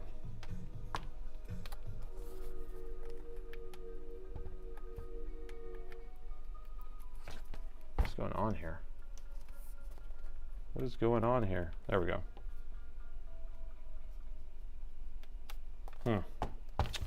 Oh, and I didn't do the intro either. Sorry, people. All right, let me go to my other power meter because that's not even working. Add some confusion. So if we use this one, which is there,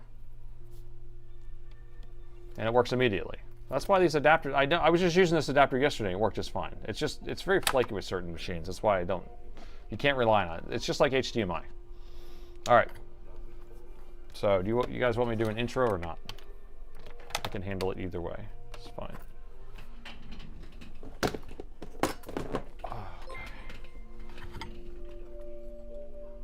Bad adapter. Okay. Dell. It's a Dell. No intro. Okay. The video is ruined. No! No intro! Okay, it takes 2 seconds, I guess. All right, 9520. All right. All right, new date, another laptop that needs to be saved, and this time we have a Dell XPS 9520. Now this one powers on, but gives a 1.6 error code, which I've never seen before. It actually points towards some sort of EC chip issue. The customer says it doesn't get past that, and there's no way to get the machine to power on other than that. So I haven't taken a look at this yet. Let's take a look together and see if we can get this figured out. That was kind of a weird one, because I was like, what am I going to say? I don't even know what I'm going to say. I'm just kind of like, blah, blah, blah, blah, blah, blah, blah. Okay, so there you go. There's your intro. All right, we're plugging in the power meter. We are negotiating 20 volts here. So it is going to 20 volts. So we know the PD controller's working. It's actually communicating. 0.03 is our resting current. Now, we do have a graph on this. I don't have it built into this, but there's a way of putting a graph on here if we want to see that. I'm going to open the lid and see if it does anything different. The lid's not doing anything. It should trigger on if you open the lid, but I'm going to press the power button. And that's not doing anything. Wait a minute. Wait a minute. Good acting. 10 out of 10. I've never taken an acting class in my life. I've never performed. Oh, now it's doing something. 0.18. I have to press the power button 25 times and then it does something. So 0.18, 180 milliamps are being pulled out of there. So 3.8 watts. What do you think is getting hot? Do you think it's powering on? Flip over the tip. I'm going to use the other port and I flip it over. Oh, there we go. That's a better way. It should go 0.0583. No, now it's just resting there.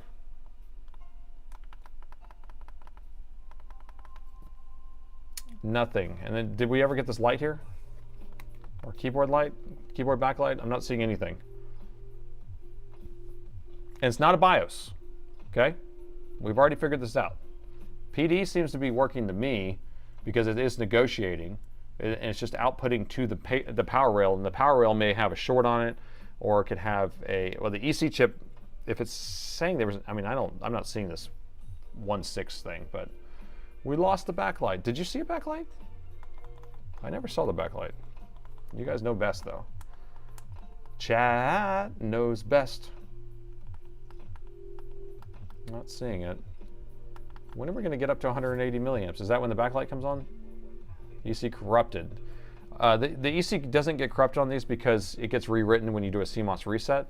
So, but the EC chip does get burned out, like blown up on these. So replacing the EC chip might be something we have to deal with.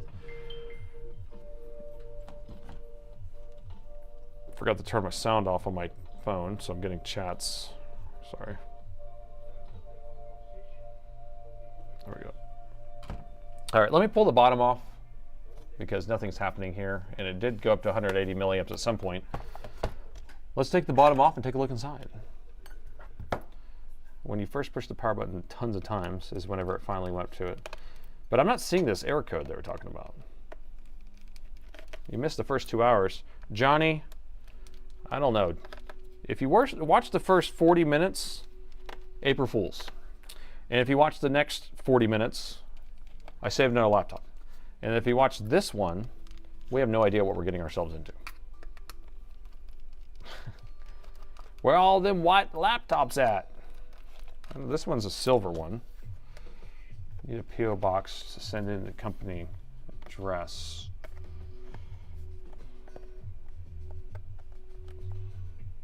Just so, yeah, I have my main address is on our website. You can ship anything to that if you want. Physical inspection to check for MOSFETs, check for power rails, check for resistance, blah, blah, blah, jumper wire. Works best for resistance or transistors. So this bottom is coming off pretty easy, but I still have to help it a little bit. Now, if this was brand new, then the bottom would not come off this easy. So I know someone's been in here. Okay, battery's unplugged. So I bet if we plug in the battery, it will probably give us that error. So let's plug the battery in. And I bet that this adapter will work now with the battery plugged in. How much you want to bet?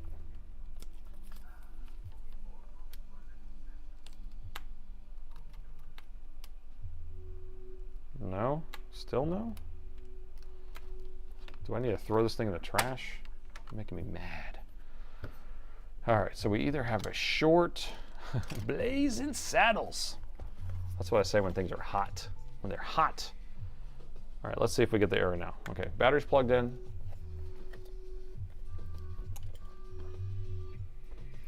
Power button press. How many times do you want me to press the power button before we get that error again? 1.21 gigawatts. Water damage. Just kidding. Well, it could be water damage. Is the RAM installed? The RAM is installed. It just has these little covers on it. 2 sticks of RAM, main battery. I guess I did not take our quick look around. So quick look around, we have the main battery, OEM. It has 2 sticks of RAM. The NVMe is populated. The Wi-Fi card is built on the motherboard here. And then we got the GPU and CPU. A lot of times on these machines, actually in the 30s, this is a 9520, the 30s we have a lot of issues with the GPU overheating, so I don't think we have an issue with that. But let's just do a couple pokes around here. Let's just see if we have any shorts on the board. So we can just poke all of our power outputs here, which are going to be any of these inductor coils. So let me get a good ground. Beautiful ground. That's a great ground. All right, so that's going to be for the battery. This is the chipset. Chipset should be about 3840. There we go. This is the 3 volt. That's the 5 volt, I believe. 5 volt is at 20 ohms. That's not correct. Or maybe that's the 3 volt. But whatever it is, it should not be 20 ohms. 27 ohms. That's too much. Let me take the RAM out. So whenever we're measuring these power rails, a lot of times they should be in the kilo ohms or they should be in the mega ohms, something high. And when we're measuring things that are low ohms, it means that they're higher wattage or higher power rails. So our chipset we know is going to run a little bit higher in general. Oh wait, I took the RAM out and now we're at 133. Weird. So maybe we're still charging up. And this one's up to 70 now with the RAM out. Interesting. So we plug it in without the RAM in? Huh. The RAM taken out. Still doing the same thing. Still doing the same thing. You can just pay attention to the current there. Because I have this as a everything unplugged, it should just power on like normal. It should get up to an amp, but it's not doing that. You missed 20 minutes. Did you miss anything? I don't think you did. I don't have a recap for you. If Nathan has open chat later, I can answer your questions. So right now I don't answer technical questions, but you can go onto our Discord, onto JFix's Discord, and ask your question there. There's a huge community of people, and sometimes I am in there answering questions. I don't log in there all the time, but and then at the end we do a just chatting at the end, and you can ask the questions then. Just don't yell at me in all caps, and I will answer your question. Bad sticks of RAM. I was thinking that at first. I can put my own stick of RAM in here, but when I plug the charger in, it's not doing anything different. That's why I don't really think it is anything. Let's go thermal, actually. Red alert, going thermal. And plug in the charger and go thermal.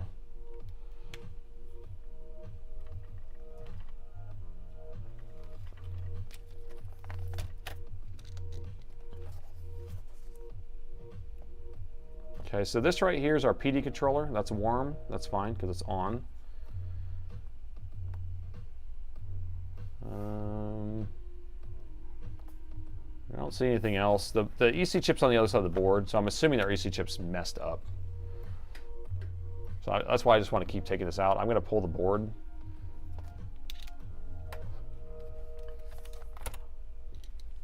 These don't take that long to take out. It's a million screws, but it doesn't take that long. Dell batteries and chargers always break first. Batteries do, because they're made to wear out.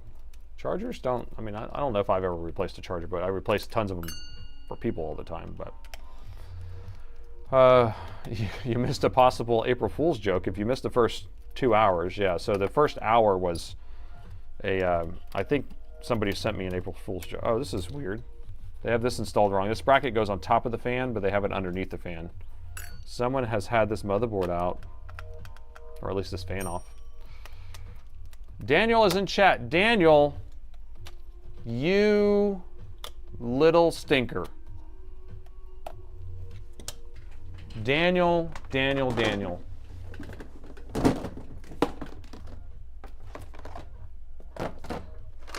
Okay, Daniel.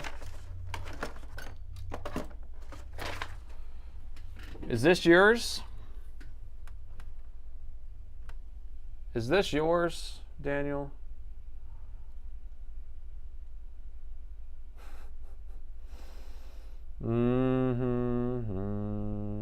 That's another Daniel in chat. Do we not have the right Daniel? This should be Daniel O.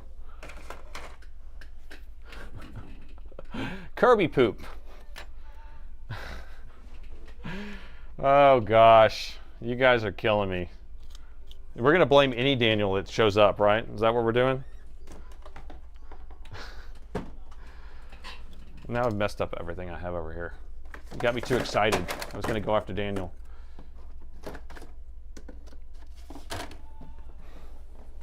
It's cotton candy floss. Okay. Oh, it's Daniel's fault. That's what it is. It's Daniel's fault. Oh, the rest of the night, we're blaming every single issue on Daniel. Damn it, Daniel. This EC chip is blown because of Daniel. If we think it's the EC chip, at least.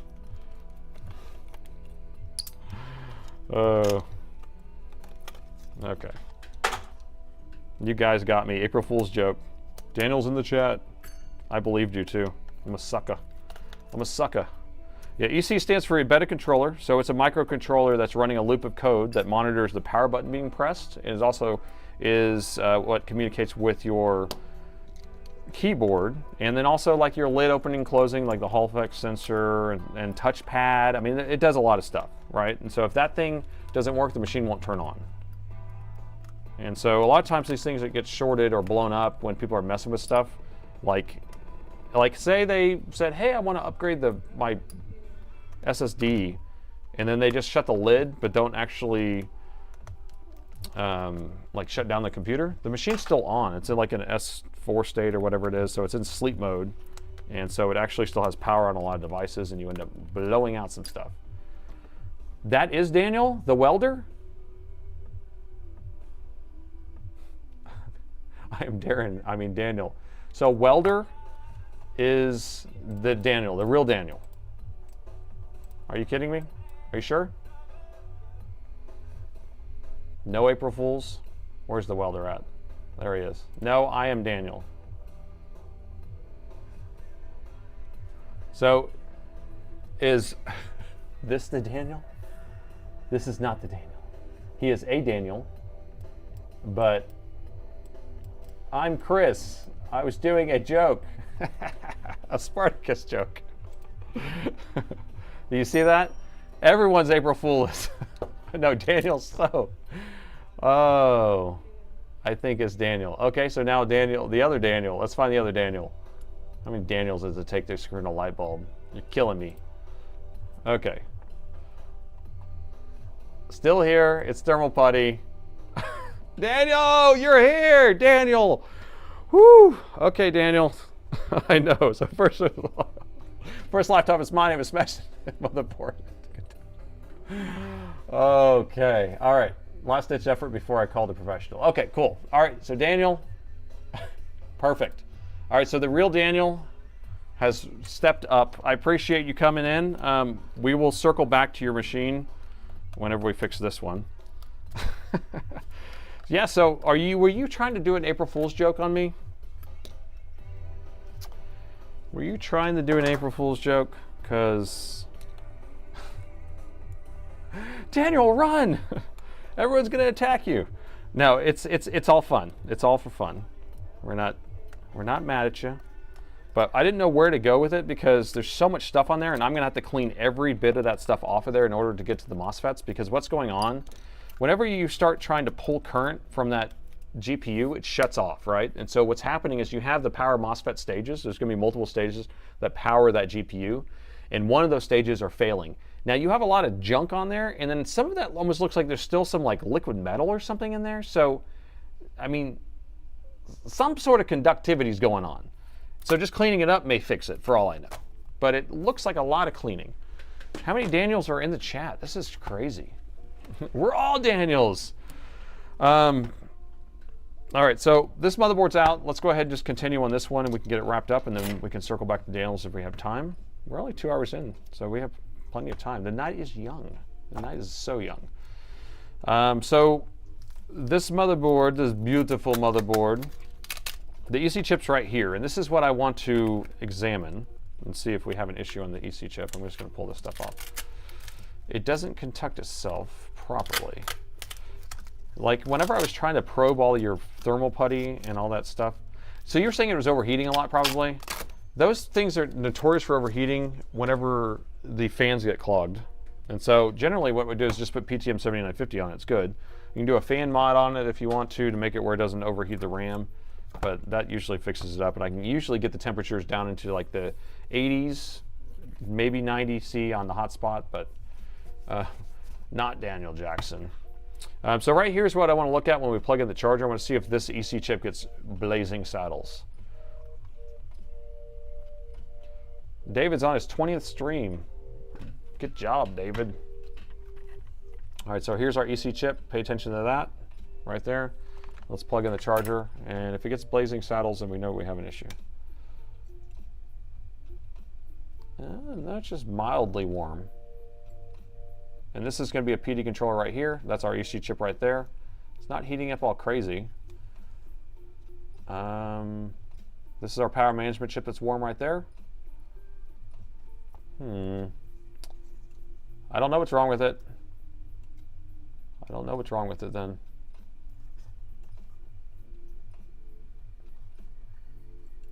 We already did, my tech already did BIOS. But let's take a look here at this EC chip anyway. This is crazy. Daniel wanted to do an April Fool's joke on me. On April Fool's.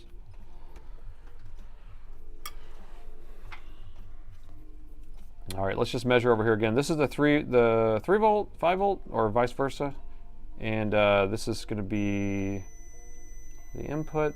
It says it's shorted, but I'm just going to wait for the capacitors to charge up. That's fine. And then the output is right there. And then this is the output here. So both of those are actually fine now. I think this is the low side. Yeah, so that's ground. And this should be the low side here. That should be ground, low side, high side. So 3 volt and 5 volt look fine. EC chip doesn't have a hole in it, which I was actually thinking it was going to have a hole in it. So let's go PD controller. I mean, power management chip. Let's take a look at that. Make sure we have all our voltages here. That's so funny. Well timed. Well timed. All right. So our our power management chip is what happens after the PD controller sends voltage to the main power rails. Okay. And so if this thing's not functioning, then we have issues. So pin 1's here. Over here is going to be our 20 volts in. We measure there. Make sure we have 20 volts. We do. This is our VDD. We need that.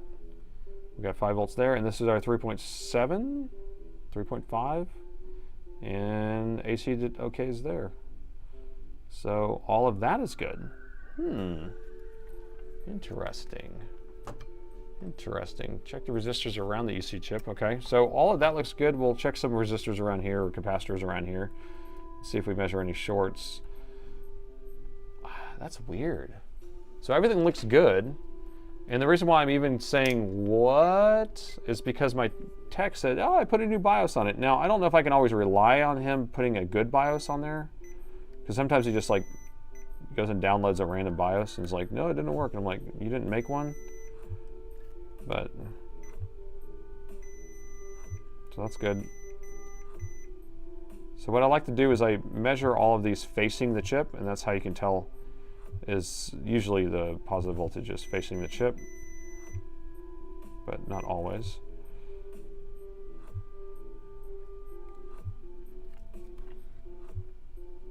What's weight on my desk? This is flux. Sticky flux. I didn't clean my desk between repairs. I didn't put away my tools between repairs. I broke my own rules. Sometimes what we'll have too is these things will be shorted on, and then it won't allow the AC adapter to send power to the main power rail. But let's just measure around the main power rail actually. I didn't even think about that. Let's do that. That's gonna be over here, because these things have a tendency of like tricking me, because the main power rail is actually a different power rail. It's a, it reduces the voltage down to battery voltage before, and that becomes the main power rail. So alien brain matter. I'm gonna have nightmares on what Daniel did. Daniel, you know we're all having fun, right?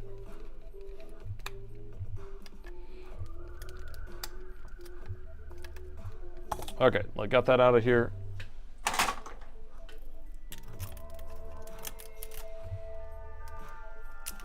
Okay. Oh, Nelly. She has revealed herself. Can you guys see it? I know I'm not zoomed in yet, but I can see it from here. Can y'all see it? Anybody? Anybody? Okay, I'm gonna start zooming. Dun-dun, dun-dun, dun-dun, dun-dun, dun-dun, dun-dun, dun-dun, dun-dun, dun-dun. Right in that area, that corner.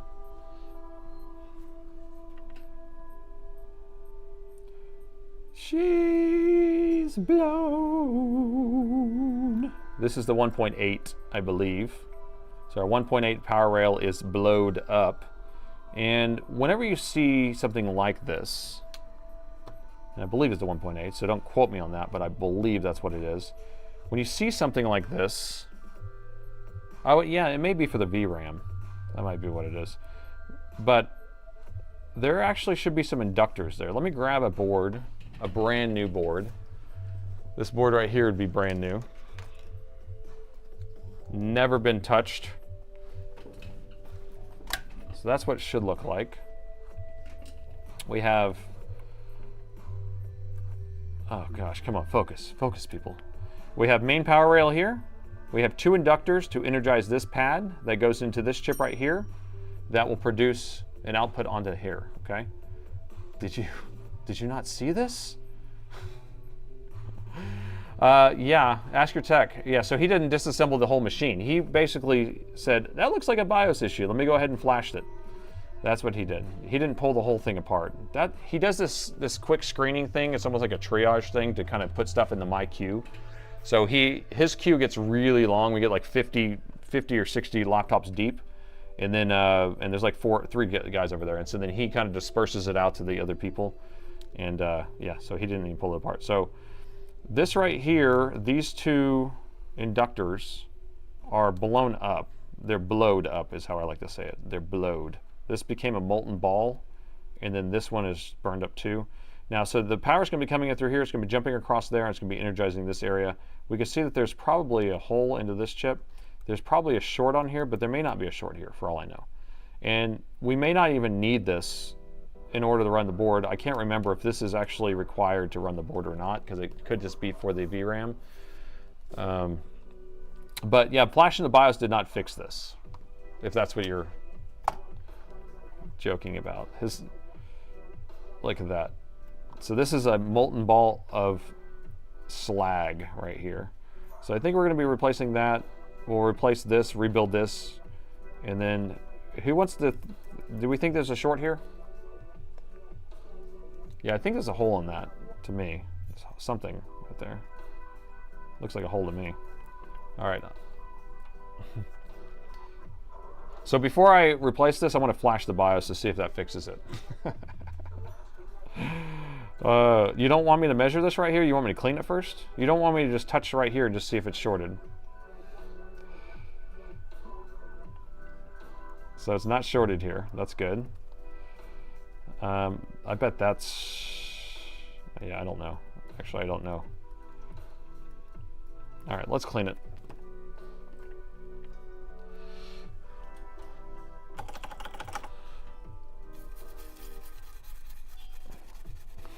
Let the smoke out. Black horsing around. Ha ha ha ha ha. Nice one. Beautiful. Okay, so there's no short here anymore.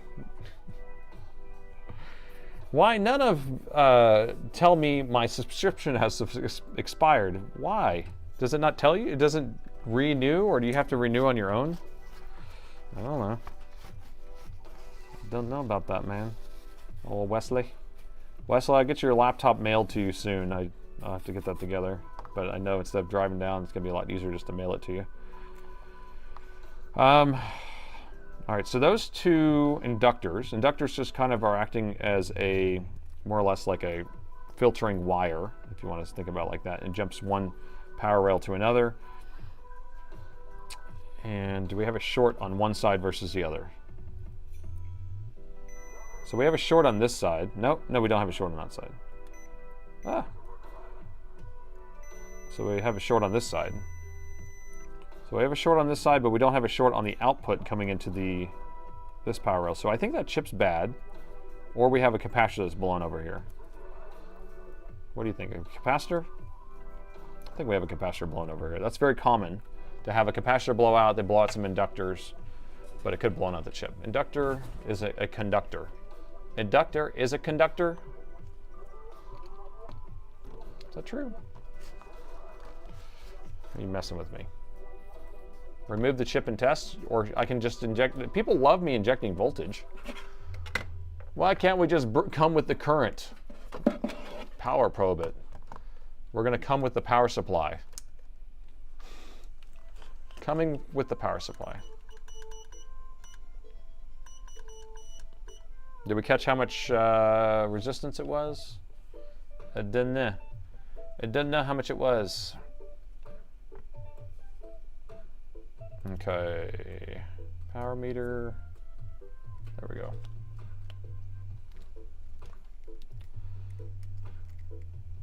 We'll see if it's the chip momentarily. It's a capacitor, bro. It's a freaking capacitor. Another capacitor, but then see how it caused more catastrophic damage. You see how it's just that one little thing lighting up there? And we'll put it like this.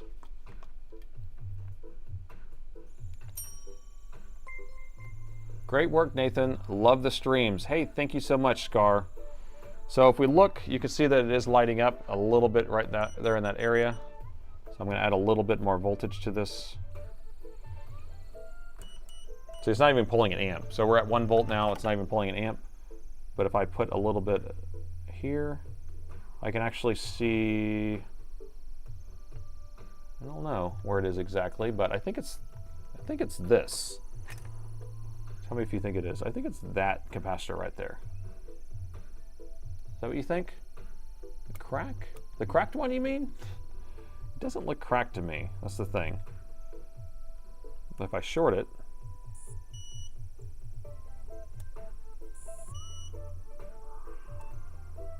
if I short it, it shorts more. So it's like partially shorted. I think it's the big one, personally. You guys concur? Any concurrence out there in the crowd? Well, we'll take it off and we'll see. Oh, we got concurrence. I see concurrence coming in hot. 2 ohm cap. Concur.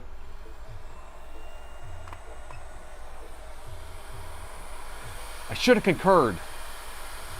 I probably feel like I want to change out this chip too, but maybe not. Because it could just be that this pad right here shorted out. These things blew up because a capacitor was bad. I'll take this guy off first. We'll just set him right there. And let's see if the short is gone.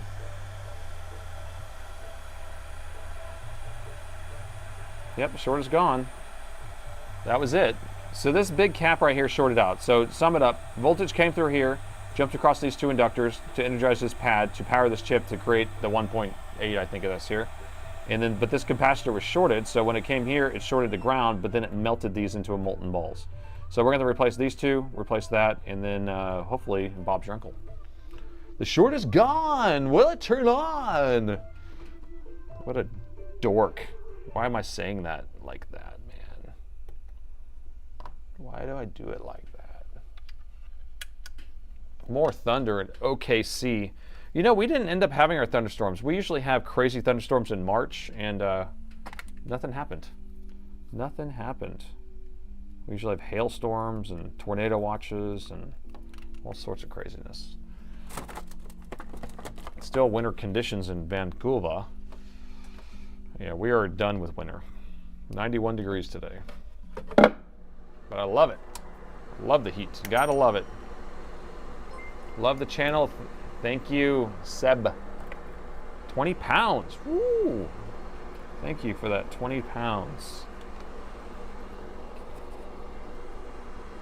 And pad prep 101. Okay, so I'm going to put this stuff on here. And so what I'm going to try to do is take off this other stuff, but these are molten. And I don't know if I'm going to be able to get off. Oh, there we go. We got it off.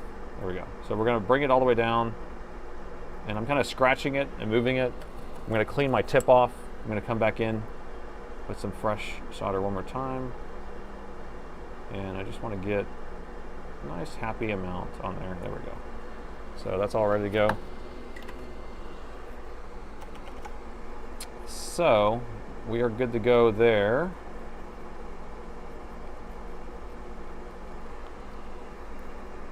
And so chip or no chip? Well, how about this? You guys can put, I'm not going to replace the chip, but you guys can tell me if you think that this chip is bad. So 1 in the chat that the chip is good, 2 in the chat that the chip is bad.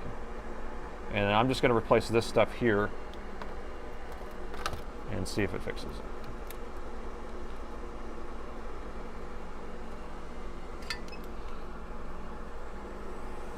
One if the chip is good, 2 if the chip is bad. So 1.5. So we have some 2s in there. Now the logic of the chip being bad would be that this blew up because the chip was bad and it shorted it out. But if you're thinking about it in a rational way, the voltage just came through here and just went straight to ground through this capacitor. So it really didn't have a chance to go bad. So that's why I don't think it is the chip. The chip's not going to have an issue. It's euro, baby. I said pounds. I'm so sorry. What was I thinking? It's even better. I'm even more happy. Thank you. How did I say that? Euro, pounds. The pound symbol is different. Euros, baby. Okay. Look at that good soldering job. And I'm just going to leave it like that. No, that's not how we do it. My MO is to kind of just tack it on there quickly. Right? So then it's tacked on there, and then we'll add some more flux, and then we will make them happy. Right now, they weren't so happy, and then now they will be happy after this. So happy. Just a happy, happy, happy. Okay. It's better. Let that cool off.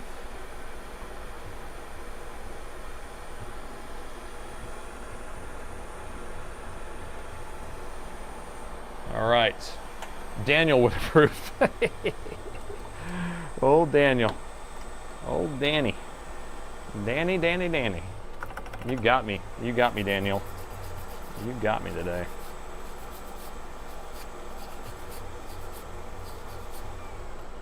All right, so that is rebuilt.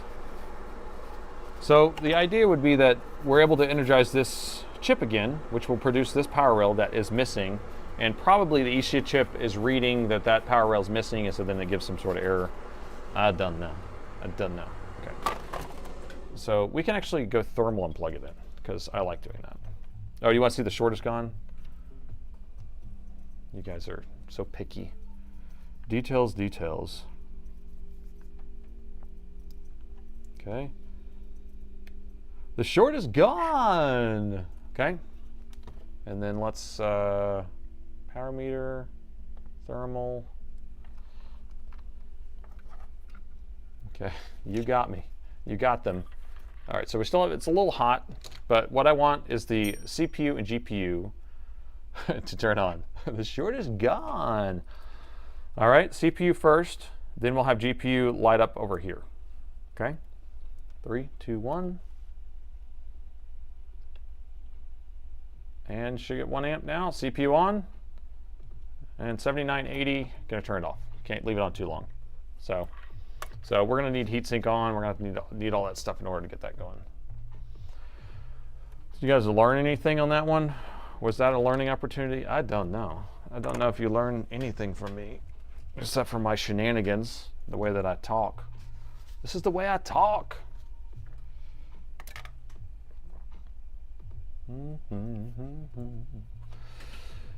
Is the casing safe? So the casing of the, like the solder mask, because some of the solder mask is messed up. I can't believe you learned a lot, huh? I learned it by watching you, all right. It's 3:30 in the morning. You're not asleep? Yeah, what are you doing up? Am I that entertaining? I'm delirious. I'm making you delirious. The short is gone. That would be great. Yeah, the short is gone. Could be. The short is gone. Maybe I'll do a shirt. Yeah, I think I'm going to sit down and do a couple more shirts this week, and I'll put them up. And I'm going to probably take down some of the other shirts that don't sell, so I can kind of clean it up, because I have so many shirts on there, and there's only a few of them that actually sell. So, and maybe I'll do limited edition shirts. That might be a good idea. It's 2:30 in the morning. You guys are committed. I'm going to commit you. Stay. I'm watching you. I'm watching you. So we're going to scratch all this stuff off. I'm using a plastic scribe or spudger. 8:30 in Jamaica. Irie. I love Jamaica. We were just talking about going back to Jamaica. Me and my wife have been there a few times, or a couple times, 2 times. We think we fixed that. I'm actually putting heatsink compound on here in the way that I think that it's fixed. So we're going to do the, oops, it's coming out too much. The line in the X method. Okay, put a line across and then an X across, and then we'll set this on here. Set it and forget it. It's 8:30 in Dallas. Central time zone. It's Speaking of Jamaica, jerk chicken. Oh, I know. That's exactly what I said too when I was like, I want to go back to Jamaica because we ate jerk chicken every single day. Every single day. Oh, love it. Jamaican me crazy. Jamaican me crazy, man. All right. Vote. Is it going to turn on? Is it going to post? Are we going to get picture? Did I fix it? However we want to word it. Is it fixed? Is it fixed? Is it fixed?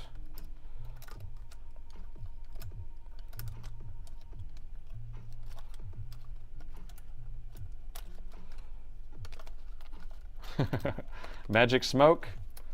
All right, so we have a vote up there. Twitch and YouTube, you can both vote. And we have plenty of people viewing, so we should have plenty of voters. Only 2 people on Twitch have voted so far out of the 120 something people that are there. It's weird, the counter's wrong. Like I got 112 on this screen and 94 on this screen, so I don't know what the actual count is. I bet chat has a lot to do with it. So everyone in chat on Twitch say something and then see if the count goes up. But vote, and that also helps interaction. Say something. Yeah, I have a lurking emote that you can do. There you go, something. There you go. Say the word something. First time chatters coming in. Look at that. And so our view count should actually go up on Twitch whenever you do that, because they don't count people who are not actually watching or interacting. So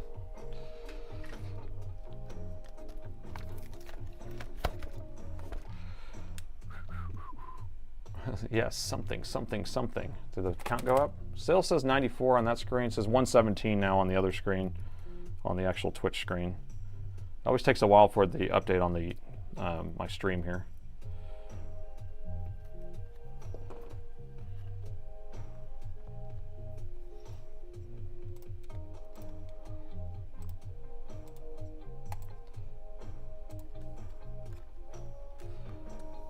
Don't forget to like it, people. So if you're on YouTube, you can press the like button. That also helps kind of promote the video while we're on it, and we can get more people on the stream. All right, so far, oh, I didn't pull up the votes for you guys, so you can actually see the polls.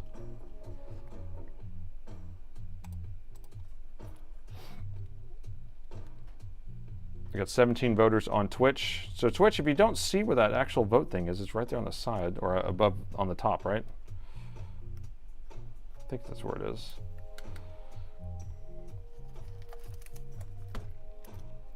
It's 2:30 on Thursday. You are in the future.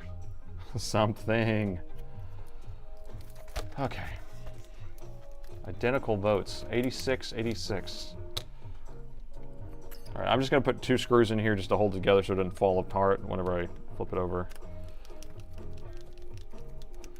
I see 21 voters. Where's all my voters at, yo? I forgot to put the back of this motherboard on, the sticker, so this whole thing's have to be pulled apart again. But I'll do that tomorrow, after this thing works, because we're about to go back to Daniel's computer, and we're going to save Daniel's computer from its demise that he put it through. But he said it was a last-ditch effort. He was trying to make it better.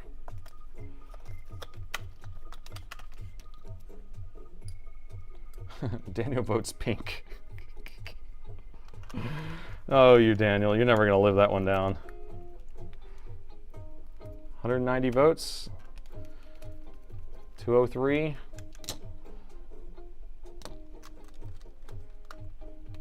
Okay. All right, get your final vote in. I'm about to be done. Click the thumbs up. Don't forget to click the thumbs up also, because if we can put all these people start pressing the thumbs up, then all of a sudden we'll start getting like all these people dropping into the stream, because YouTube will all of a sudden start pushing it to all these people, because they'll be like, this stream is awesome, blah, blah, blah. Okay, I'm ready. Vote or forever hold your peace.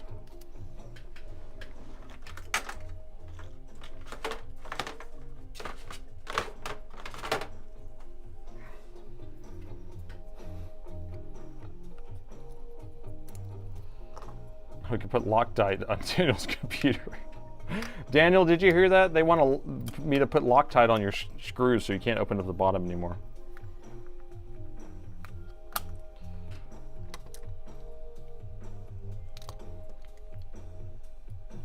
An Appleton and rum and coffee. Ooh, I like some Appleton and some eggnog in Appleton during Christmas time. All right, 10 seconds on the vote.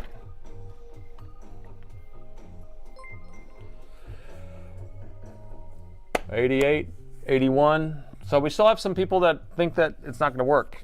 I have no idea, actually. So the music in the background is nice. This is my brother's music that he produced. It's on SoundCloud. I'll let him know that you liked it. Okay, here it is. The winner is the chicken dinner. So I'm gonna plug it in. Keep an eye on the power meter right here.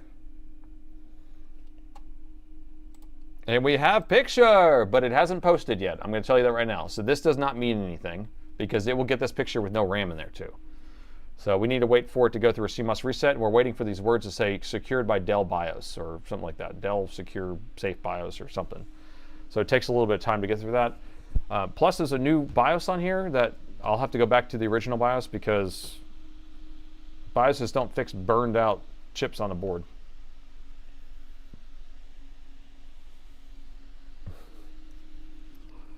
Up, and it just shut off. What?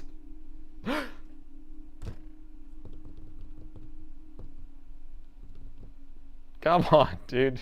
Okay, that's what we're looking for. All right. Manufacturing mode, because we put a BIOS on there. And we have picture. I can't believe I saved another laptop. So that one's fixed. So that was an interesting one, right? What CPU is this? This would be a 12th gen, I believe. This is a 9520, which would be a 2022 model, and so I think it has a 12th gen. And so that would be construed as easy money, I believe. Yeah, not too bad. Processor fan working? Yep. Power button's working. Okay, it's all fixed. This one's all done. So just chatting time. So you could do that, or we can go back to Daniel's computer, which I think we should go back to Daniel's computer to fix his computer since he's here in the chat. I love participating in doing repairs whenever the customer's in chat and looking over my work. We're gonna go back to Daniel's. Although I wanna go turn the AC on because I'm like sweating. So if you don't mind, give me a second. I'm gonna go crank down the AC because I'm getting hot. I'm about to have to change out a bunch of MOSFETs for sake. But here's the question. Do you think, okay, hold on. Daniel, come to the forefront. You're in charge. No, you're not in charge, but you're gonna give me some, you're gonna answer my questions. So this issue that we're having with your machine having a graphics card issue, did it start happening after you already put all that gunk on there? Or was it already doing that and you were thinking it was overheating?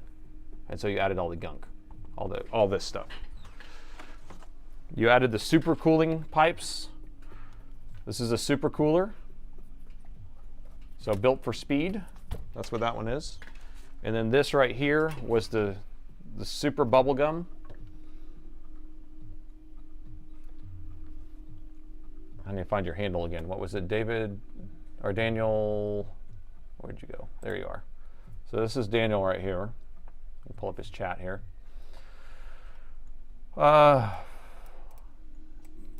Being sure it's voted. So 8 months after the first round of mods, it started doing it. Okay, so it actually worked for 8 months. It survived this for 8 months. Okay. Okay. I have another question. What is the pink stuff? So the pink stuff is going to be the putty, right? Thermal putty of some sort. So the consistency is, it's kind of like, what does it feel like? Kind of like Play-Doh, I guess, but it's like very dried out. Looks like bubble gum though.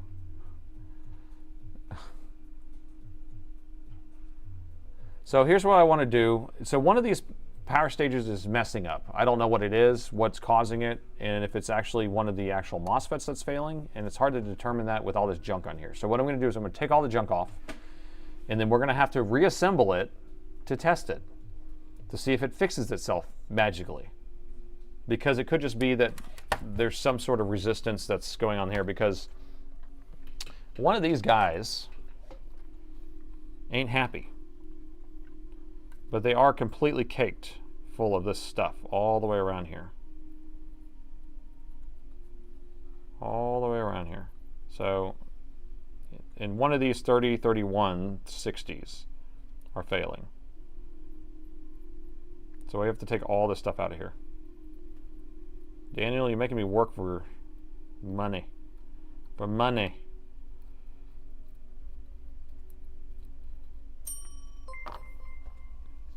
Thanks for the live stream. Have a good evening. Hey, well, thank you, AJ. Thank you, AJ. So I'm just going to start scraping all this stuff out of here. And then we're just going to have to, like, I don't know. I mean, we have to do some sort of, like, diagnosing here to figure out, is there a cause and effect to this? If taking this stuff out of here fixes it, I don't know. It's kind of like molding clay. It's very dry though. It's almost like that. Oh, I know what it feels like. It feels like that kinetic sand. If you have kids and you've played with that kinetic sand, that's kind of what it feels like.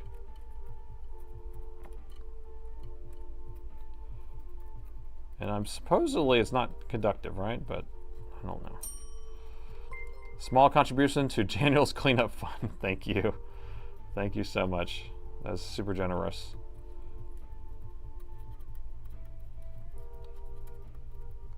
Oh my gosh. Daniel, Daniel, Daniel. Okay.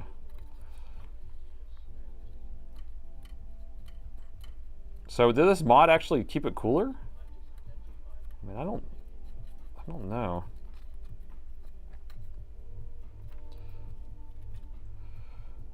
This is not PTM. This is like thermal paste. I think that's what's on here, right? You have thermal paste on here.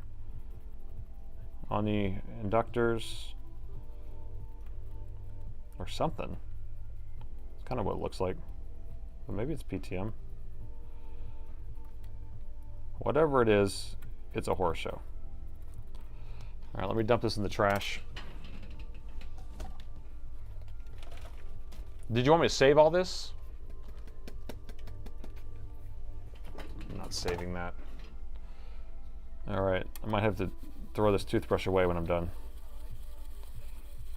So I haven't added any alcohol to this. I'm just doing it dry brushing. Just raw dogging brushing. Element 31. It may be element 31, you're right. Did you put element 31 on here, Daniel?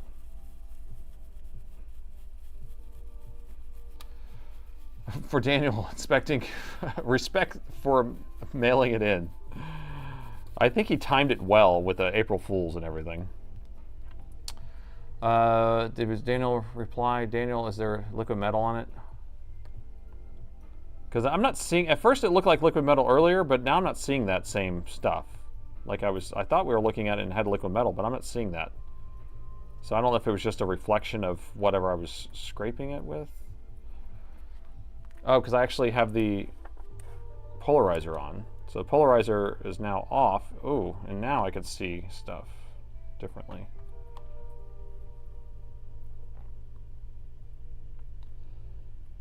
What does he say? Daniel says, great stuff is PTM. Okay, so PTM, no liquid metal. Thank you, thank you for not doing that to us. So we have PTM, and you did it all. You were like, I'm just gonna load this thing up. This is gonna be the coolest laptop ever. It's gonna stay the coldest, the coolest. Oh my gosh. All right, I guess it's time to soak it with alcohol.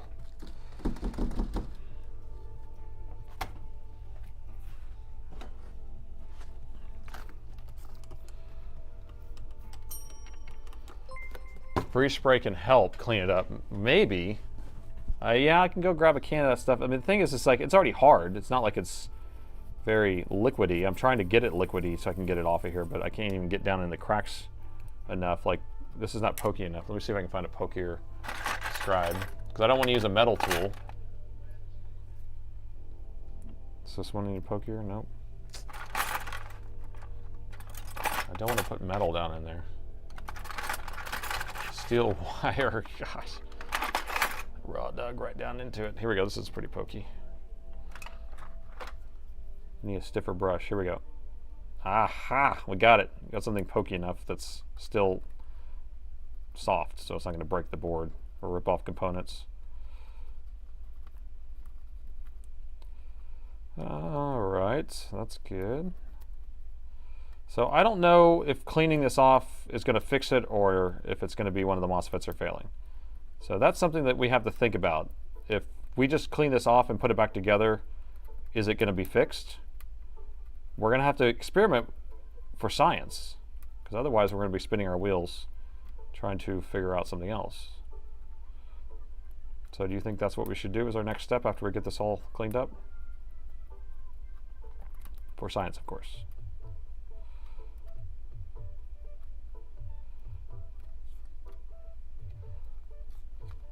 Cleaning won't fix it, okay. Because you don't think it's a conductivity thing? You don't think it's shorting out or having just like a reaction to all that junk around it? What a mess. Weird science is more like it. Nope, bad MOSFET. Okay. All right, you guys think it's a bad MOSFET. I am leaning towards a bad MOSFET too. So the next thing would be to conclusively resolve it, you just replace all the MOSFETs. To do it for science, to figure out which one it is you would replace one, pull this one off, and then if that didn't fix it, then you would move the one that you pulled off here to here, and then you check that one and move that one. Just do the stair step all the way across until you figure out which one is bad or fixes it. And then that way you don't have to replace all of them, because I don't think I even have that many, but maybe we do. Gosh, this is it's gross. Okay, almost got it.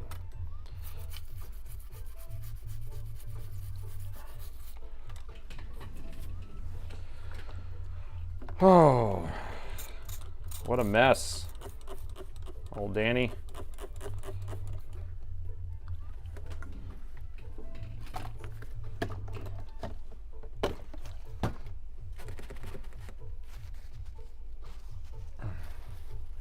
Non-conductive. I know it says non-conductive, but over time you could have some sort of like reaction or something. I don't know. The amount of stuff that's caked in there is was pretty immense.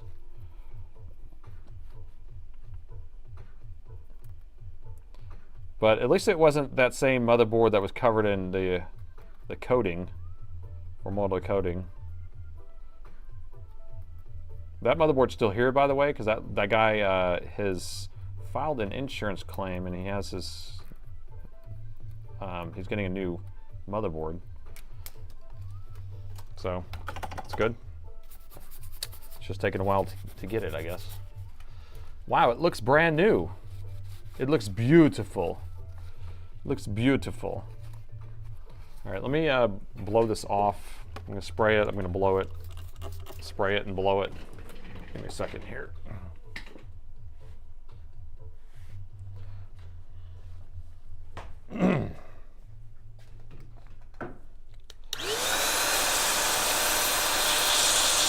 Oh, plug your ears, by the way. Sorry. My ears!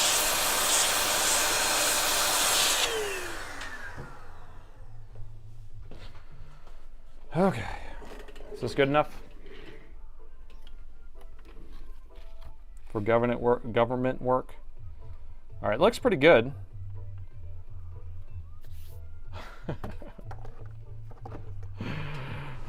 Oh.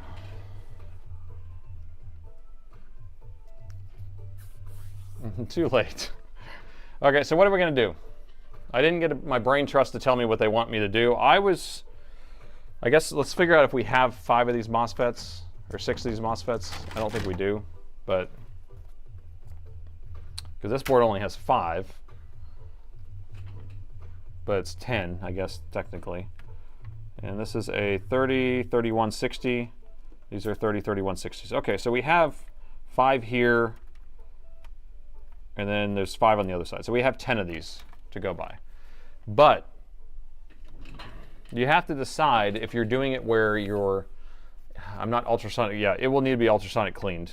So I'm not doing that right now. But we have to decide if we're going to be doing a stair step replacement or if we're doing a full shelf replacement. Daniel, if we do a full shelf replacement there, it's going to be 4070s. So it's on top. Yeah, it's only on top. This one's the 4080, I guess, and it's on both sides.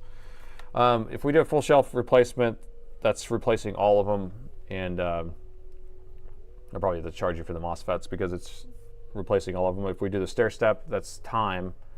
Same thing, $50 a chip. That's my fee.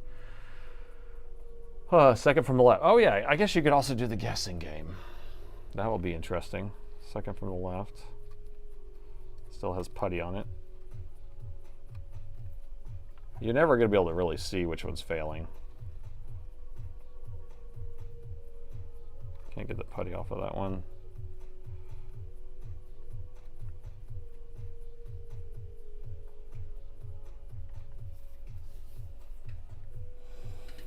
Do you only work on Dell and Alienware? Yep. I specialize only in Dell and Alienware. Reverse injection. Yeah, maybe. Or can we look at, maybe we can do the oscilloscope thing. But reverse injection, does that work? I've never tried it.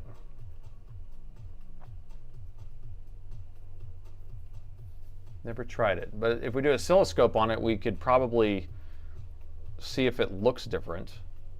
I've at least seen Northwest Repair do that on his GPU repairs. Oscilloscope is a better idea than reverse injection. Yeah, let's go ahead and just raw dog it and reverse inject. Go. No, I don't want to blow out any cores or anything like that. Let's at least just play around in oscilloscope for a second and see what that does. And then which one gets hotter? Okay, that's another one too. Yeah, I like that. So we can turn it on and see what, we can go thermal and see if one gets hotter than the rest. I like that idea. Let's do that first, actually. So keep an eye on that. Do we have a DC jack for it? Does my bag of jacks contain a jack for it? The old bag of jacks. I think I have one right here.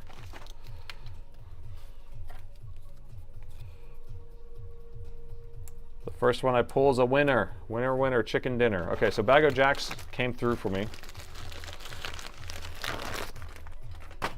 Okay, this board turns on automatically when you plug it in. So here's what I want you to pay attention to. Where's my pointer? Here, we can do it like this. So here we go. So we have the first one and the last one. Can you see it?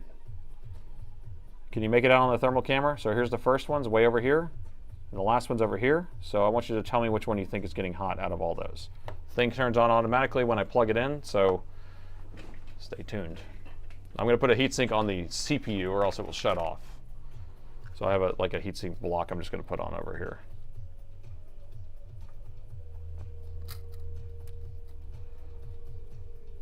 Okay, here we go. You ready? Bag of jacks. 3, 2, 1.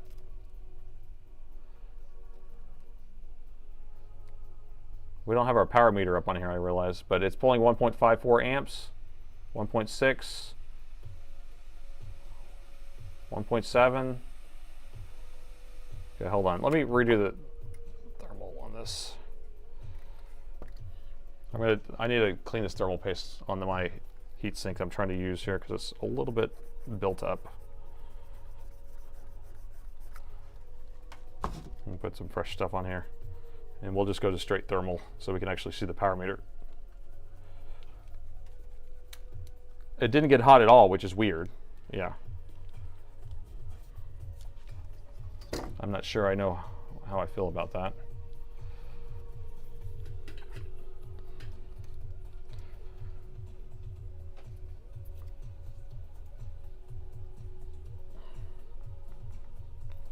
Okay.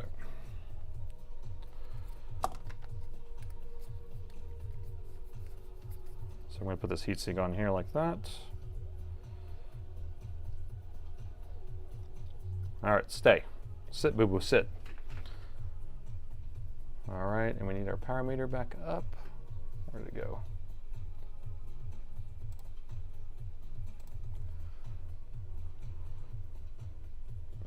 Okay, ready?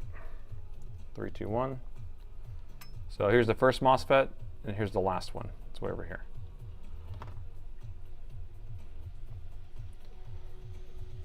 This is still a Dell. It's an M16R1 with the crazy mods.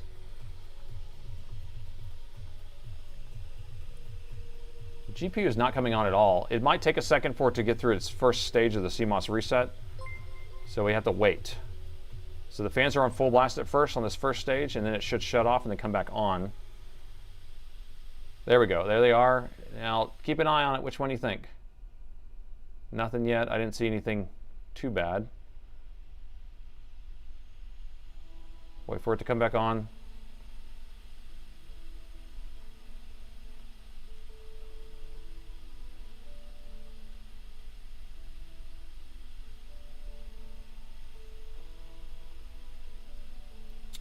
Still hasn't come back on. The heatsink's getting hot. Okay, there you go. Okay, so we got that one. I don't know.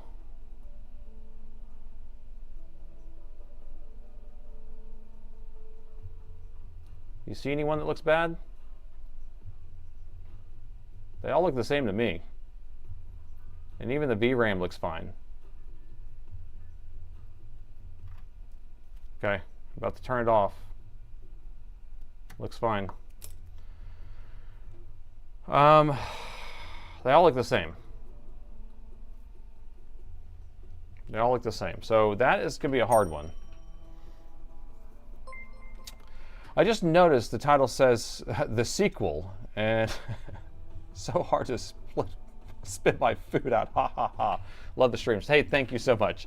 Yeah, it was a sequel because the starting of the stream was that, and now we're continuing it. So, all right, what do y'all want to do? Start from the left, move to the right, do a jig all the way across. Well, the question is, are we doing one by one? Oscilloscope. Okay, so let's do the oscilloscope. So we have to wait for the thing to get all the way back on again in order to do the oscilloscope, but they all looked fine. It's weird. To think about this. Okay, I'm going to go back. We'll do exactly what we just did, and then we'll use the oscilloscope instead. Blame me. Blame me.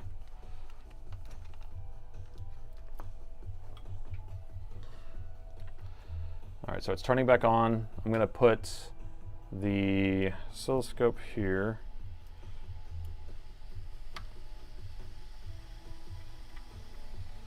We have to wait for the GPU to come back on, and what am I trying to do? I need to turn off my power meter so you can actually see the oscilloscope.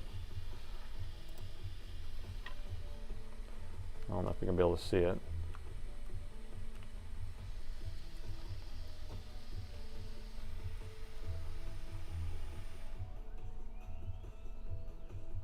Oh, it's getting hot, bros. It's getting hot.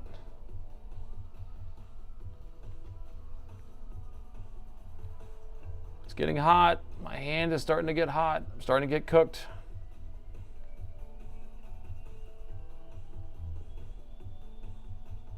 This is... Whew. Come on. There we go. Okay, so we got that one. I'm going to start from the side. Oh, hold on. Oh, I can't handle this. Hold on. I have to blow on this because my hand is burning up on this heatsink. Wow, this is crazy. Crazy heat. Oh, much better. That's some relief.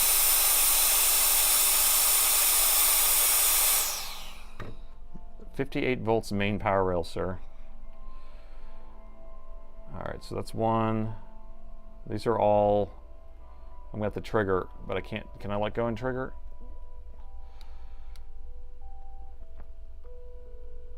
This one doesn't want to trigger because it shut off right as I tried to do it. This is a good heatsink. My hand is hurting. I can't believe it. I'm going to turn on the fan again. Sorry.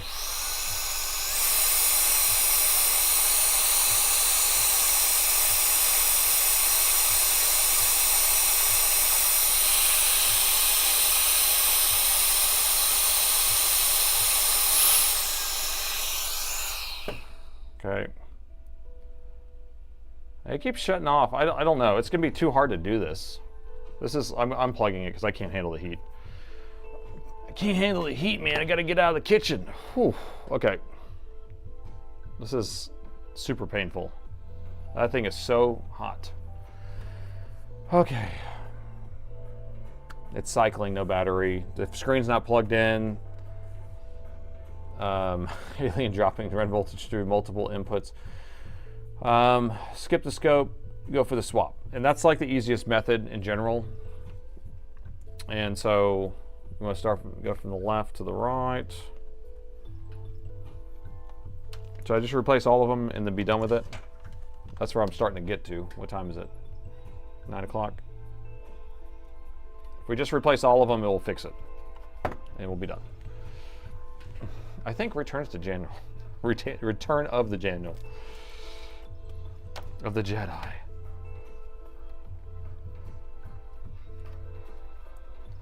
I'm lost. If this uniform conduction of all MOSFETs, so why are you thinking one of them are bad? So what ends up happening is that whenever these start pulling like full current, then that's whenever the thing actually goes internally shorted, and that's how you know that it's usually bad. But it's not bad yet. It's like partially bad. But it's only when it turns on to like high mode or whatever, right as you start to try to actually use it. And so, again, this is kind of a guess, but this is usually how this works. Whenever you try to turn on a GPU and it fails like that, that's what it usually is. Now, it's not to say that one of these VRAMs are messed up or something, but all of that looked fine too. But it's usually going to be one of these power stages. So, pull to replace, or yeah, maybe. Let's do that. Okay, so we're going to put up a poll. Replace all in one swoop or one by one. So if we say one by one, so I guess you can say, should I replace one by one? So basically if we did that, we would replace one, boot it up and see if it crashes. Replace the next one, see if it boots up and crashes. And we'll have to do a kind of a walking swap, and then you'll get to the right one eventually and it will work. One by one takes a longer. Do two at a time. Okay, so we can do two at a time. I'm fine with that. Two at a time works. I think I did that in a video one time, right? Replace all of them while the board is warm. It's easier to do all of them, but it's more costly to do all of them. 3 at a time. Okay, half and half. 2 sounds good. Time is money. Yeah, if I bought these, they would cost, I think, $6 each or something like that.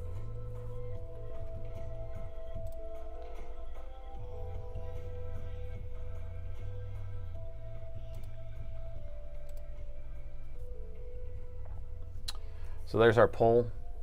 78% on Twitch say, get the darn thing done.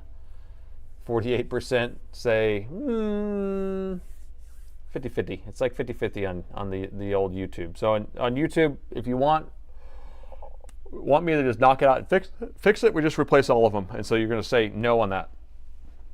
And if you want to do it for science and you're just curious on which one is actually failing, we do a set of 2. We're going to do a set of 2, set of 2, set of 2. We can do that 3 times. We're going to do 1, 1, 1, 1, 1. That will take too long, but 3 for VRAM or core. And it still could actually be the core. Yeah, you're right. It could be VRAM or core after that. so it could not even fix it. Dang that caps lock.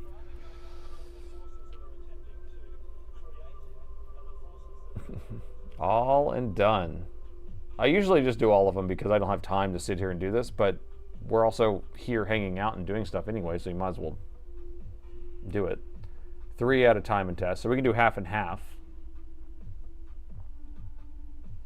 Replace them all like vacuum tubes. If you replace the water pump while you change the timing belt. Is that what you're saying?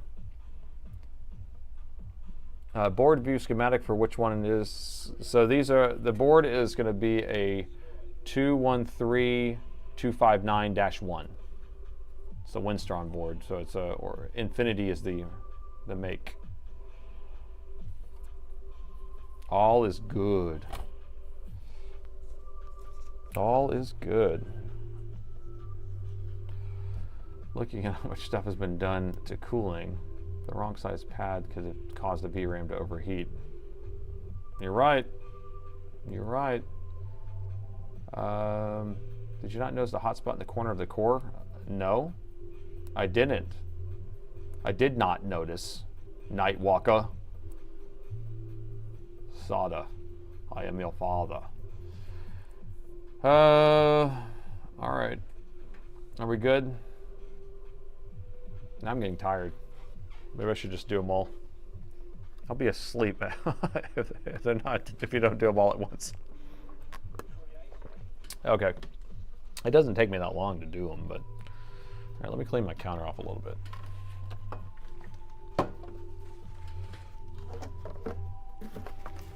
Coffee time. Yeah, I guess it's not edited, so like if I'm sitting here doing one or two at a time and then going back and then reassembling and then two at a time, because I could probably do it where it's on the desk, so I don't have to reassemble it. I can just kind of put the screen on the desk and then plug it in, turn it on. But then we'd have to boot the Windows, and yeah, maybe we should just do them all. Poll says do them all. I'm doing them all. Okay, that's what we're doing. So let me pull all these off, and then we'll pull off one by one and move them over. Okay, label 1 through 6. Well, if I do them all, I guess it doesn't matter. Did you see the coverage? I did not. Of the Artemis, I missed it because I was getting ready for the stream and I was running around with my head cut off, trying to finish everything, so I missed it. And it was very sad because I've been looking forward to this entire project. Now, I know it's not going to be the manned one actually to the moon. It's just going to be a flyby of some sort, but still. Daniel, can you make a shirt that says GA plus IN plus SN equals a mess? Okay, Daniel. I'll take a screenshot of that.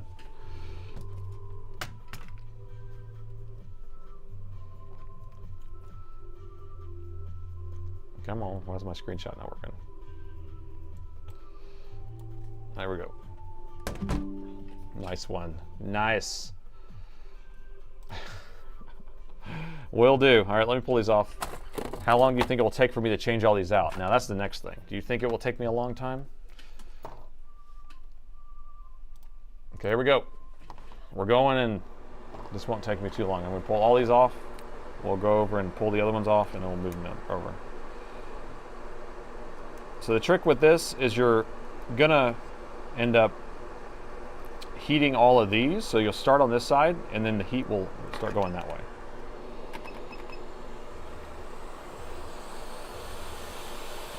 And I want to blow all the heat right here at this tantalum capacitor so it explodes on the face. Get the goggles. Goggles on. I prefer Nate over NASA. You're too kind. You're too kind. Leaky MOSFET, maybe. It's definitely a MOSFET that's failing. I've done this a lot. I've seen this issue quite a bit. So, remove it in place. You're a freaking rock star, man. Well, isn't that the if you mix a, what is it, a astronomer with a geologist, is a rock star.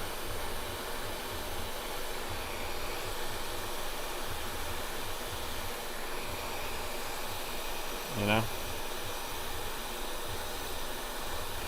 Are you asleep yet?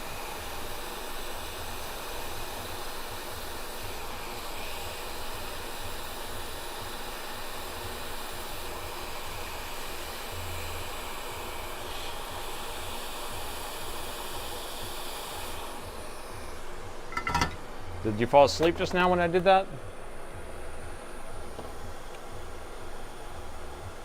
Okay, here's all of our MOSFETs that now are all trash because we don't know which one was failing, so now we have to throw them all away. Hooray! And then we get to take all of these off of here. Let's go, speed run. All right, so there's a couple different ways you could do this. You could pull it off, set it down, and then move it over. I try to get them kind of lined up on the same plane, and then I can kind of pull them over like that. So we're gonna see if we can do that. The focus usually is not in the same plane, so that's the only problem. So can we get both in here? I don't know if I can get both in here for you. Maybe I can go like this. There we go. You can kind of see both. Now, does my tweezers fit? I like to have it at an angle so I can use my tweezers properly. So you always want to be comfortable to be able to grab it, move it over, grab it, move it over. Okay, that's what we're doing.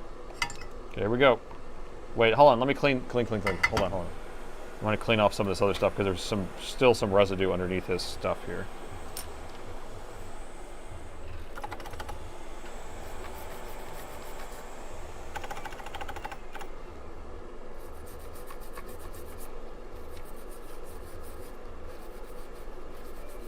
Now I don't want to put any more solder on here or mess with it because then we end up having too much solder. And whenever you are transferring donor chips, then they already have solder on the chip, so you don't have to do that. When you're putting brand new chips on, you have to pre-tin and do all sorts of other stuff to get it working right. But all right, so we'll do my best to have this lined up in both shots. We're good there. Okay, are we good? Here we go. Yeah, so we're doing e-waste because we're having to not know what MOSFETs are what, are good ones or bad ones, but at least we're fixing the board.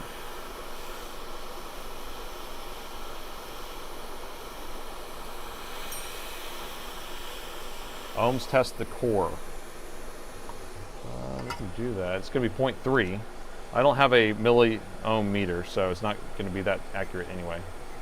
The core is probably hot right now.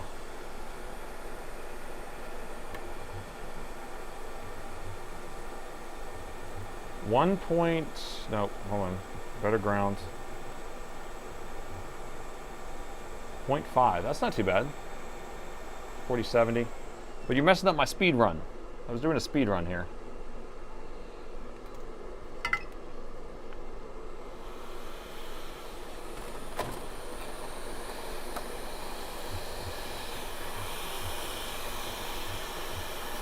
All right, here we go.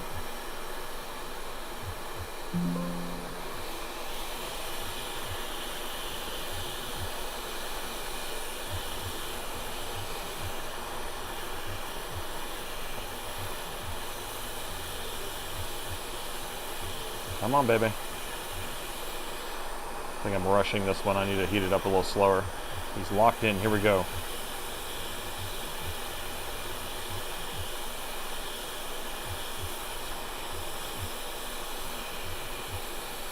It's hard because it's like very edge of my view, so it's kind of like I have a weird perspective on it. So I'm trying to keep them both in the view. You know? Oh, and I didn't put flux on here. Which is good. And I cooled the board off. There's a lot of stuff going on here.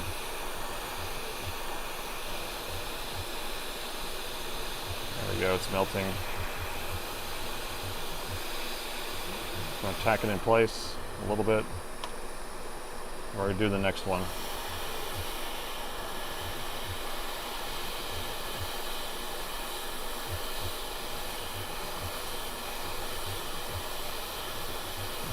.58-volt main power rail. Okay. There we go. I think the hardest part is transferring them over.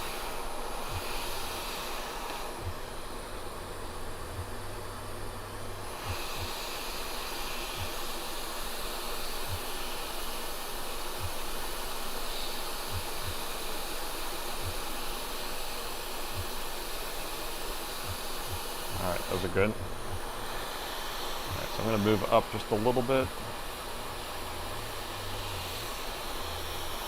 You still see them? I know I'm like super concerned with trying to get you to be able to see it, but that makes it really hard for me to see. Okay, add flux again. Yeah, we'll see about. Let me get some more Black Horse flux. I'm almost out.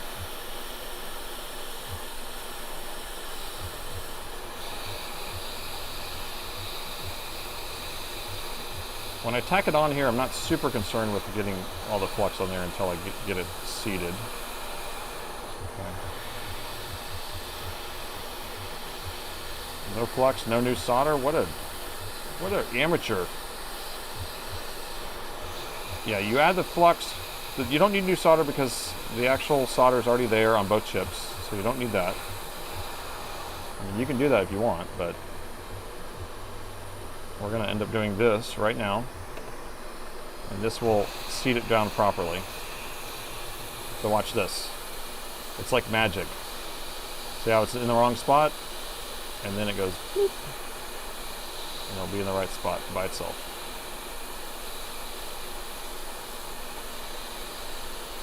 There we go, that one's done. That one's done. Okay, so those are all good. We only have one more on this side because there's only 5 on this side. I got some politics in there. Get out of here, politics. Get out of here.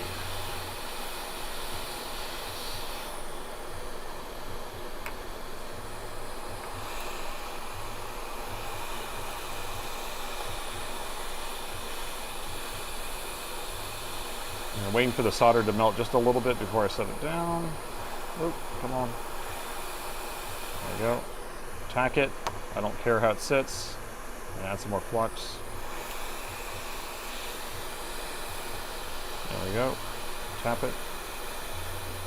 Now if I would have put new solder on here, then I would be having to squeeze out a bunch of solder underneath and make a mess. There we go. Oh gosh. Use a pink solder gun. Okay, now I gotta flip this over and still it from the other side. So we don't have enough. Make it enough. All right, so I'm just going to grab one from over here and then we'll move this out of the way.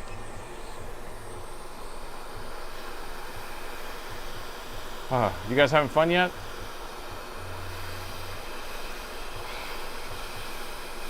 Are we learning a lot? Now I got to make sure this pin 1's in the right spot.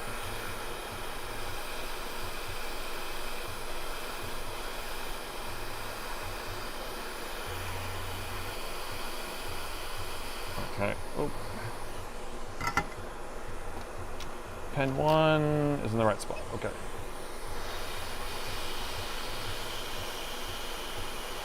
Let's go. Come on. You can do it. Valcor.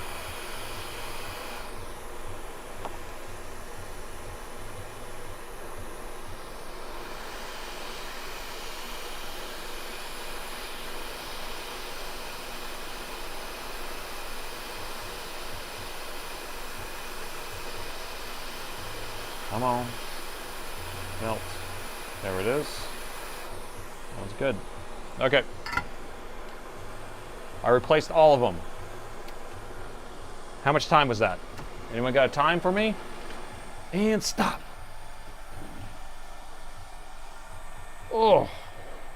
Although it hurt. My back hurts now from being in that. You're rushing, Nate.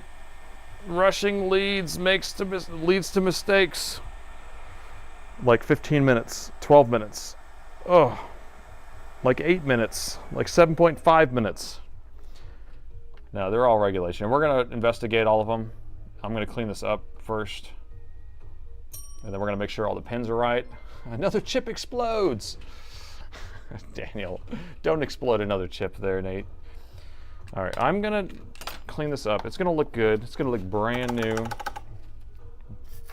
Make sure it cooled off a little bit.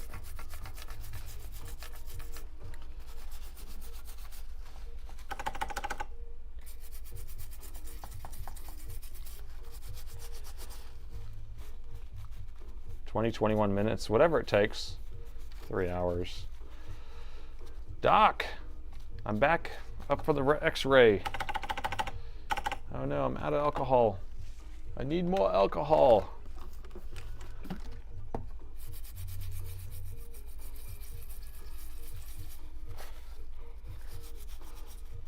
You should have split it.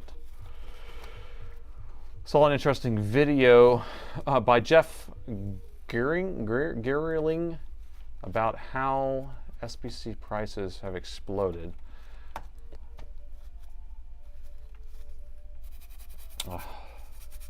Yeah, I don't know. All this data center stuff is driving me crazy. Ask about that RAM update. In the near future, RAM prices will be coming down. I do declare. It was like 9 minutes from the first pull. Boom! But apparently that makes mistakes. So, did we fix it? Is the question.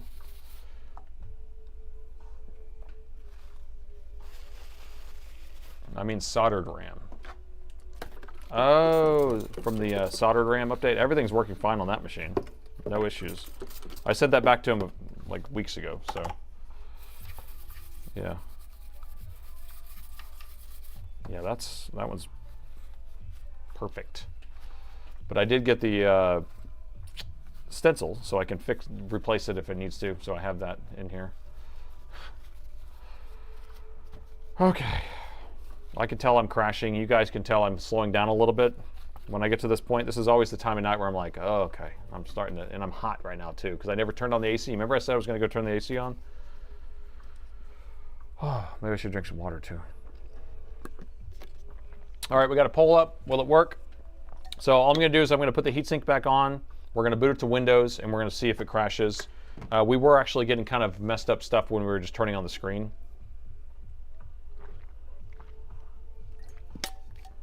Yeah, we still have all the pink stuff over this. I'm not going to sit here and go through and clean all of this right this second, because this is what we're focusing on. And so he does have cooling pads here. Daniel, the problem with putting all this stuff on here, you make it too thick. And you start kind of making it where you cannot make good pressure. Santa Claus, you fixed another laptop. I'm 100% sure. Well, thanks for the vow of confidence. Daniel, sorry for the mess. Thank you so much for tackling this one. April 1st was a happy accident. So this is Daniel's laptop. That's who's saying this. And yeah, it actually lined up perfectly. It's okay. It's okay. I'm glad that you were able to join in on the chat here. I'm going to figure out how this lines up here. So this goes like that. So we don't have any thermal pads for the MOSFETs here. 50. What? I didn't realize there was 50. Man, thank you there, Daniel. Wow. Busted wire on the wheel will clean up the bubble gum. Is that metal though? Wire wheel? Because I don't want to put any metal on here. Do we need to put the thermal pads on here? Do we have any? Do they have any more? Do we have thermal pads? I know. Here, I got a bunch of just some temporary ones we'll put on here. No, no, no. I'm just going to cut a couple thermal pads to put on here. That way we have at least something.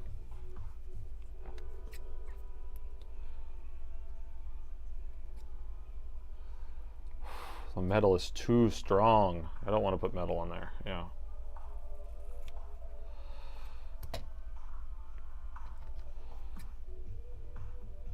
All right, so this is a half millimeter. This is what size it's supposed to be. That's supposed to be on here. I'm gonna put that one right there. Perfect. Beautiful.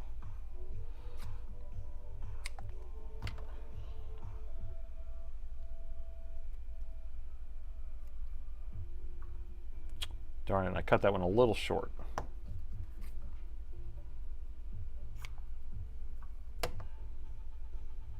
A lot of marshmallows were sacrificed in this. It does kind of look like those pink marshmallows.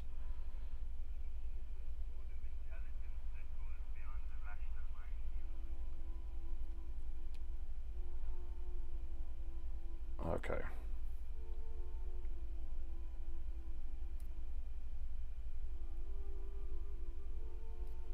I think that's good. All right, just enough for testing. I'm going to clean that off. Daniel, don't do this. Okay? Okay, buddy? You only need the heatsink compound in the middle. You don't need it over this whole area here. That doesn't do anything. Okay, buddy? It's just a mess. It's just a mess, I tell you. Are you guys voting? I didn't think we had this up here. I think we have it fixed. Poll.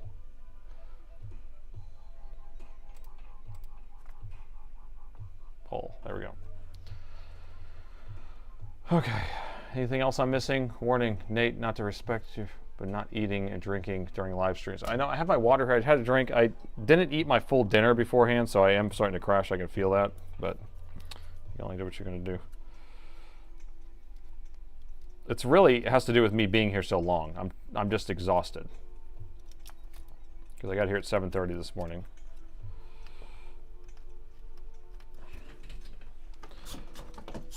All right, vote. Vote, vote, vote. 163 votes. We're gonna speed this up here.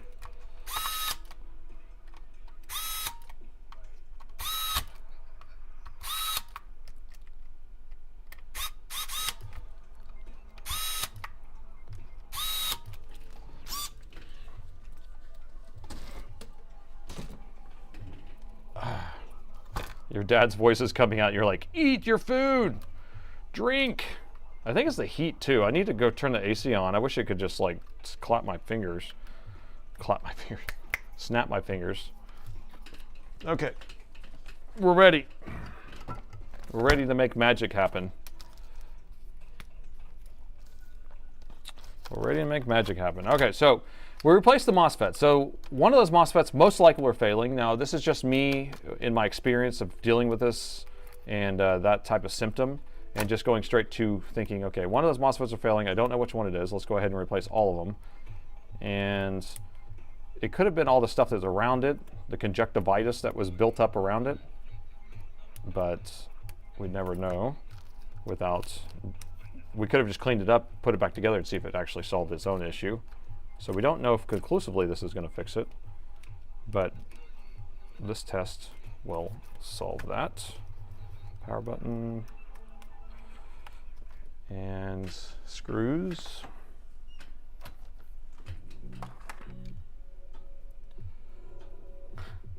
You're not learning from my mistakes. I'm not learning from your mistakes. Wait, which one? You like the conjunctivitis? That's basically what I feel like it is. All this stuff is just like piled up around it.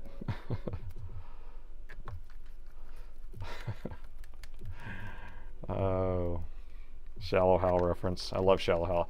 I mean, well, you know, it's not PC now, like to have that movie, but because I think that was the movie he doesn't like out of all the movies Jack Black produced or was in, but that he regrets being in. But it's a funny movie. It's a funny movie. Okay, screen, battery still unplugged.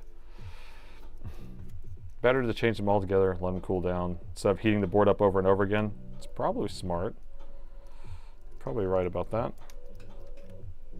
Okay, I want to put my SSD in here. We're going to use my SSD, brand new SSD. Don't forget, what'd you say?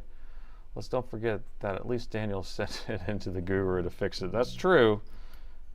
After he unfixed it. He said it worked for 8 months like this. So he did this mod, lasted 8 months. So I don't know if we can fault the mod. We could fault the mod of it not working. Are you running like LLMs on this thing? Is that what's going on?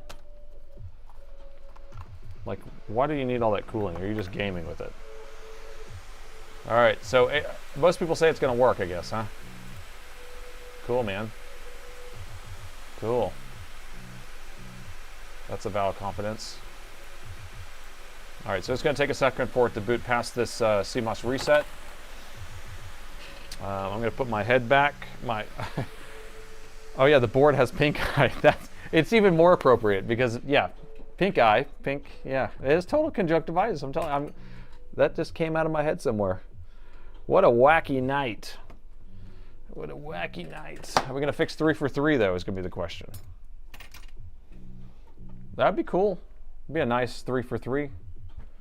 60-40. We have to be patient for the picture. Patient for the picture.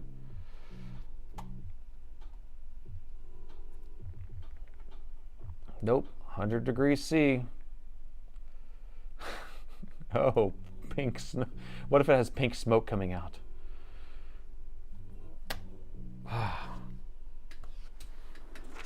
Sorry, Daniel. I had a sticker on here and it fell off. There we go. Sticker's back.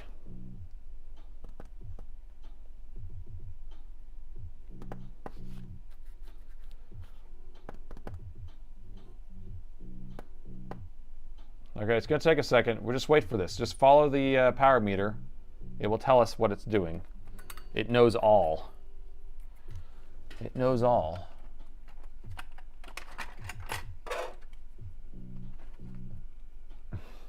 $9 million doll hairs fee.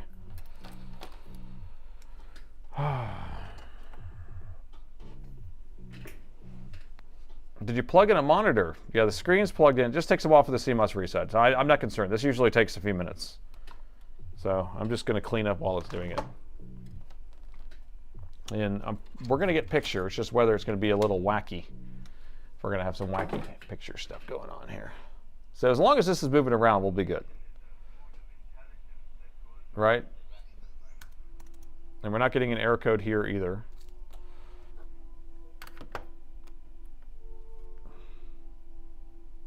It's not a PC, it's a laptop.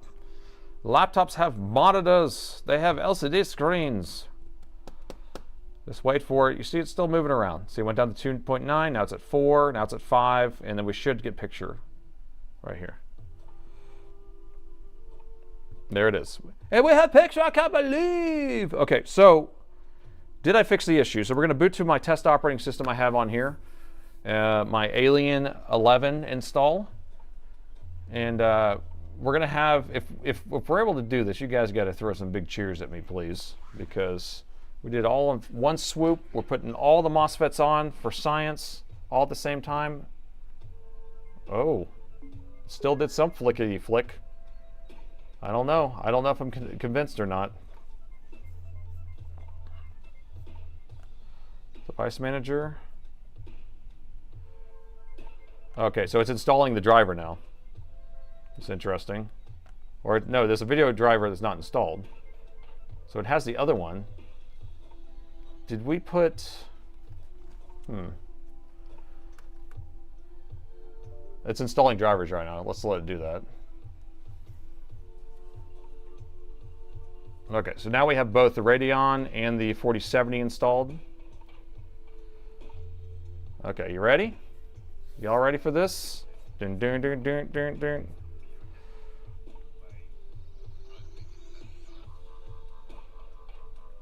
Gonna wait a second here.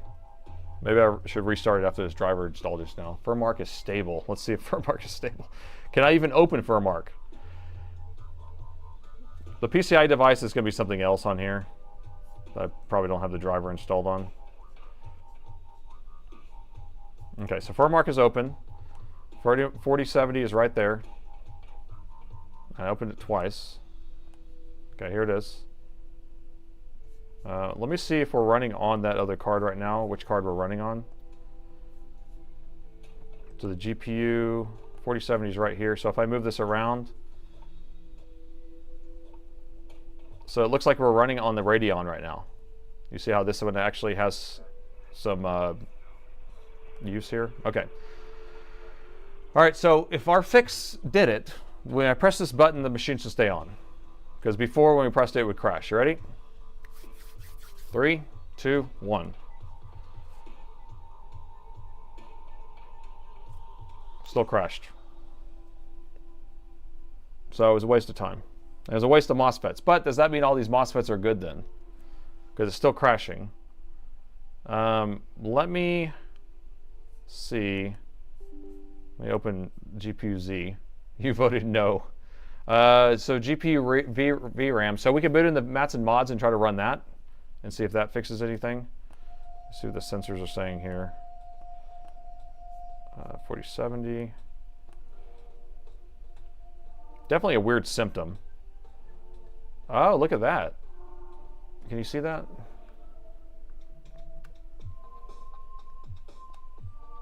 The frequency is going away here. The GPU clock is going to nothing. What does that mean? I don't know what that means. Huh.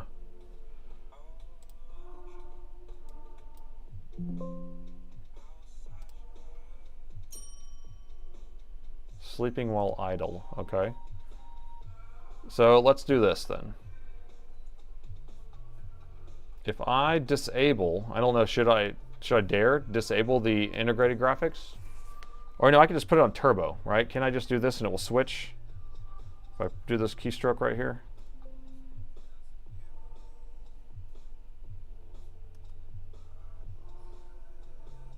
Did that work?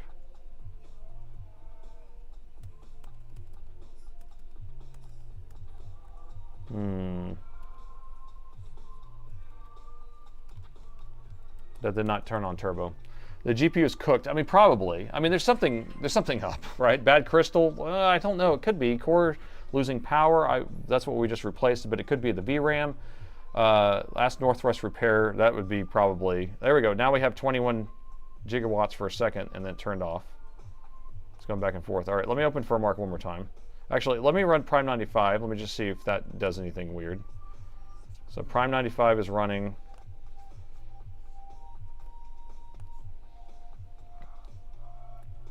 And we're maxing out the CPU and the RAM. And that's not having an issue.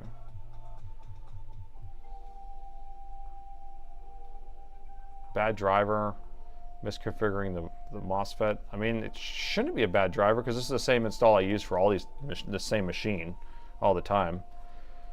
So, Heaven benchmark or 3D Mark. That might be a good idea. Let's see what I got. I should have Heaven. That's what I got. Come on. FurMark is so stressful here. Just went out. Oh no, it's the Wi-Fi card.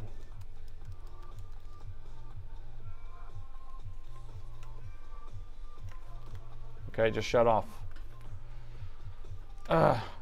Daniel, it's broken, man. We just replaced every MOSFET on there and it's broken. Set it to iGPU in the BIOS. So you can't set it to 1, but you can put it in Optimus or whatever where it switches between the two, or hybrid graphics. So, which I think it should already be set at that.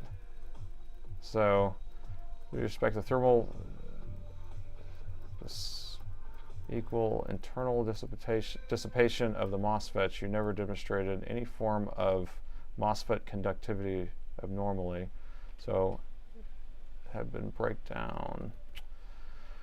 So, it started to conduct differently. Would you have changed the power dissipation hat individually device? That's a lot of questions there. So basically, my general rule of thumb is whenever I have something that whenever you start trying to turn on the GPU and it shuts off, I usually just replace what powers it. That's usually the easiest way to fix that issue. Hybrid graphic is enabled now, but prior to this, it wasn't enabled. We had it off.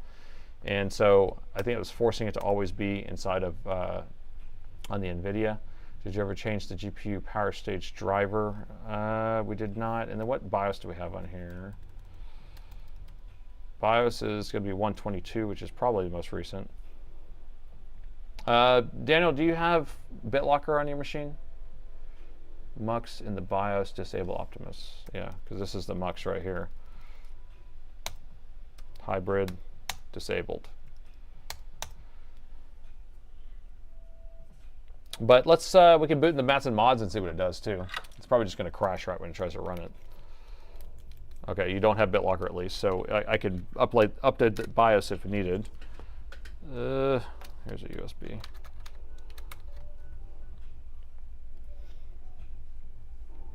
Clean it up, do thermal powered compound scratch.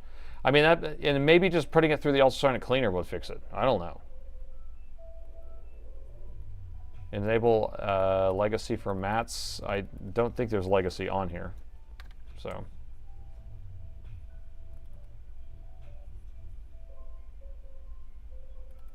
Could be a mux issue. No, well, when it's trying to switch over, because right now it's on the NVIDIA graphics card because the other one's turned off. So let's see. It's a 4070, is that right? 4070. BIOS defaults for science. For science, of course. So hardware, generic HDMI, NVIDIA.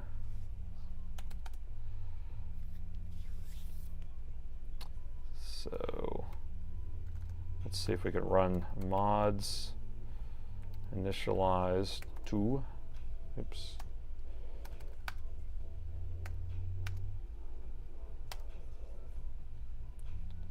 Failed. What do we got? Can't see this. I'm going to zoom in for you. What does it say? Test fans. Device not found. PCI device not found. No active NVIDIA devices to test. Interesting. Okay, LSPCI.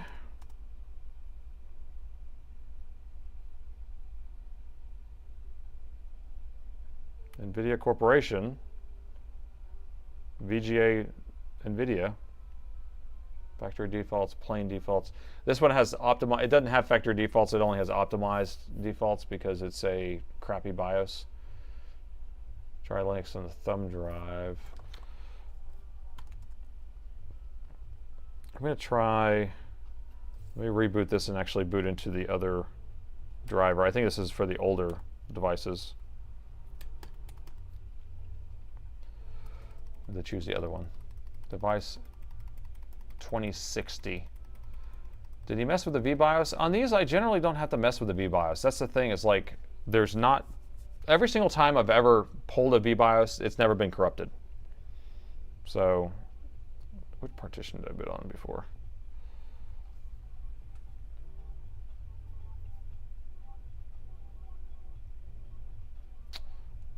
You want to see it to the end, but you're sleepy.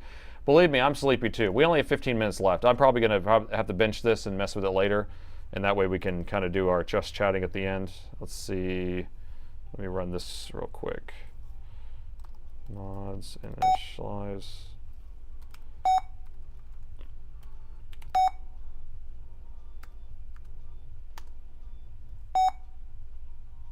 No PCI device found.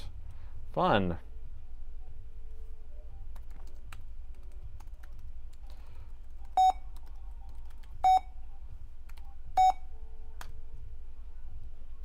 Yeah, I'm just going to bench this for right now. It's just not finding any device right now, and I'm going to play with it. Dell had a 40 VBIOS on their website. Did they really? But did you already flashed it? You've already dealt with it? Because I mean, I guess if you've already messed with it. I mean, the thing's actually detecting the drive just fine. So this is an M16 R1 AMD.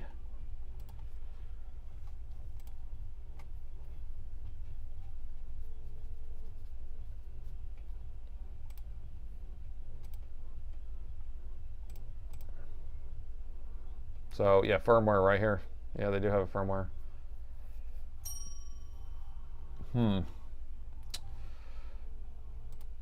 What you saying here?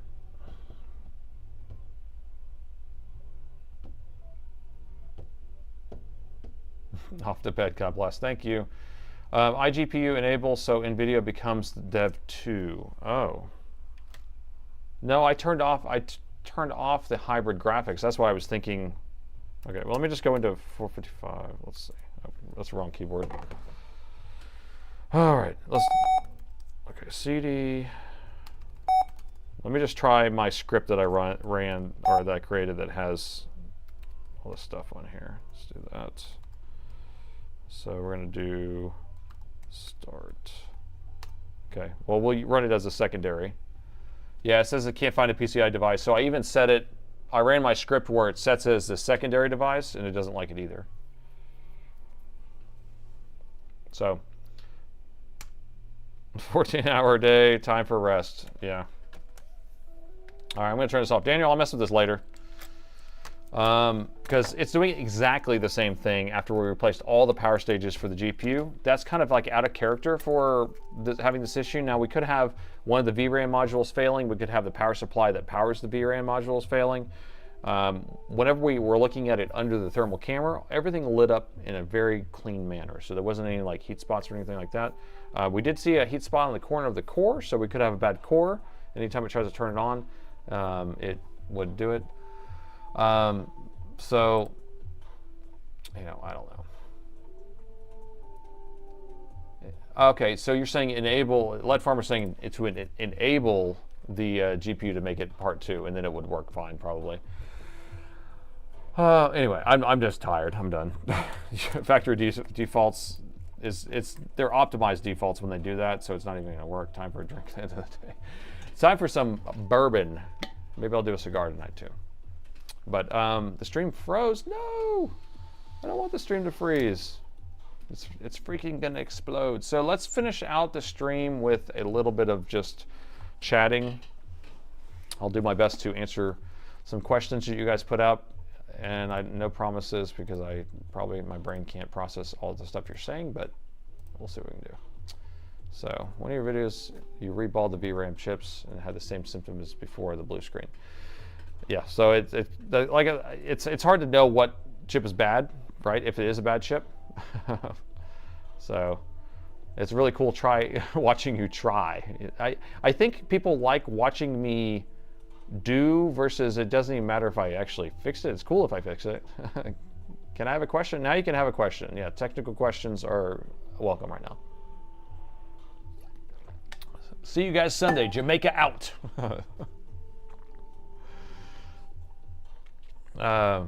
Hey, it's always great to have the stream and catch you on Sunday. All right, thank you. Thanks for coming. You look exhausted. I feel so tired. I wish I could take a nap before the stream every day. That would be nice.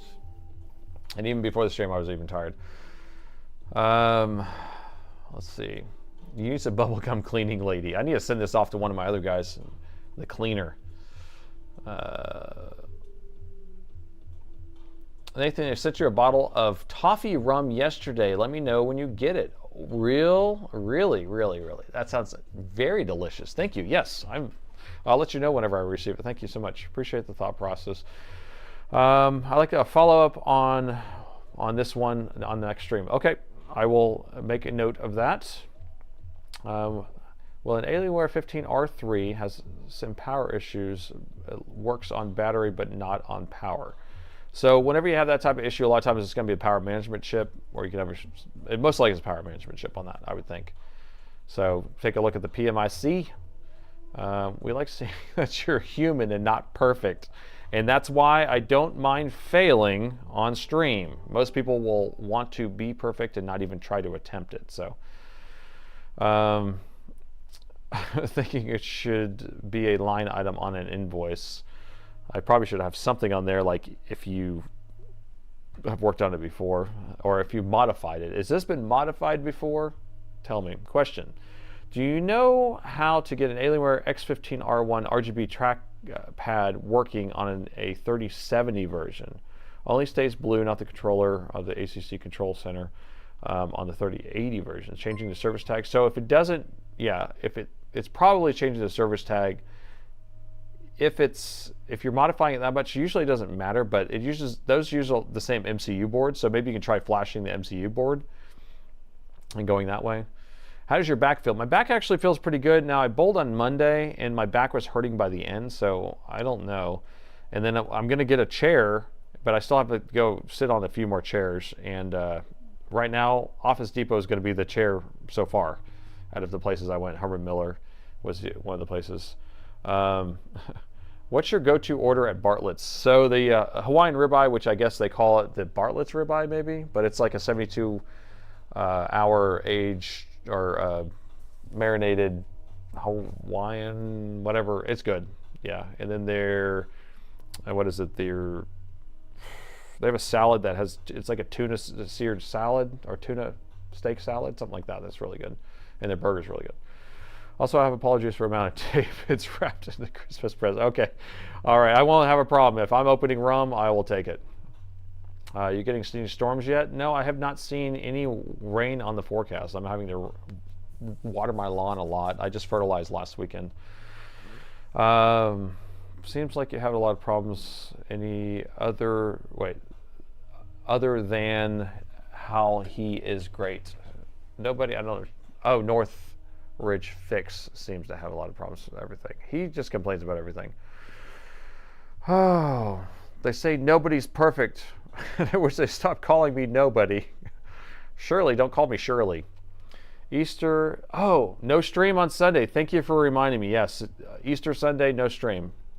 So that's next Sunday. So see you Sunday is probably not going to happen. I'm going to go ahead and postpone that because, yeah, Easter is family day. So good point. I will put that on the schedule. Daniel saw the video before, was wondering if you would try to reball the RAM. Yeah, maybe. Yeah, maybe I'll clean the whole board, test it again, and then maybe I'll try reballing his RAM module. I don't think it's a balling issue, though, so it'd be like replacing a module. Maybe I could replace all the modules, I guess. I don't know. We'll cut the chat short tonight because he needs some rest. Yes, thank you. It's raining here in New Jersey. Storms. SAS support in forums or Badcap site or Discord by other techs. Rain is possible tonight. Oh, really? Herman Miller, the InBody fixed my back. I mean, like I said, I sat in every Herman Miller chair there was, and only one of them was like even partially okay. And it was $2,000. I'm not keen on Northridge Fix's ego. Today, we're working on this motherboard. It's already been taken out. This is what it looks like.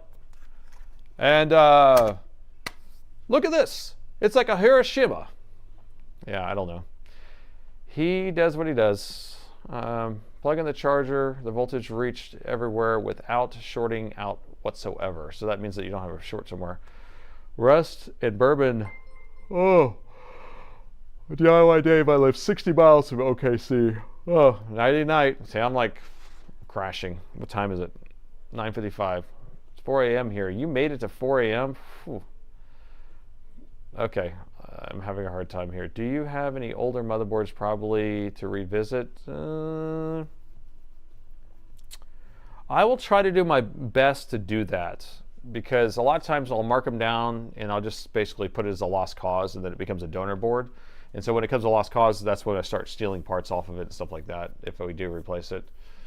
My Bluetooth headphones are showing connected, but after they disconnect, I'm also getting audio stuttering. What I did, I have that issue on my thing sometimes. I just disable Bluetooth and re-enable it, and it fixes it. I don't know if that's what issue you're having. So there's our Discord. Go ahead and join that. If you guys are new here, I do the streams twice a week, Wednesday at 6 p.m. Central and Sundays at 9 a.m. Central. We are going to skip next Sunday because it is Easter Sunday and a lot of people are doing family stuff, and so including me, so that's what we're going to do. You just woke up already saving another laptop. So we didn't end up saving this laptop. We did save 2 earlier on. This was actually the April Fool's joke at the starting of the stream and it's ending the stream. But I am conking out. My brain is too much. I can't even think about it anymore. So it's way too arrogant. Okay. All right, I'm done. I want to thank everybody for coming out. Hey, Premise, Dave's, all you guys in the chat, all the mods that are keeping out those politic people that are coming in. Get them out of here. Get them out of here. And hopefully you guys had an enjoyable stream, even though I didn't fix this laptop yet. But I'm hoping I will be able to fix it. And Daniel, I'm really sorry for, giving you such a hard time, but hopefully you enjoyed it. And I appreciate each and every one of you guys. We're skipping next Sunday, but I'll see you next Wednesday, and thanks for watching.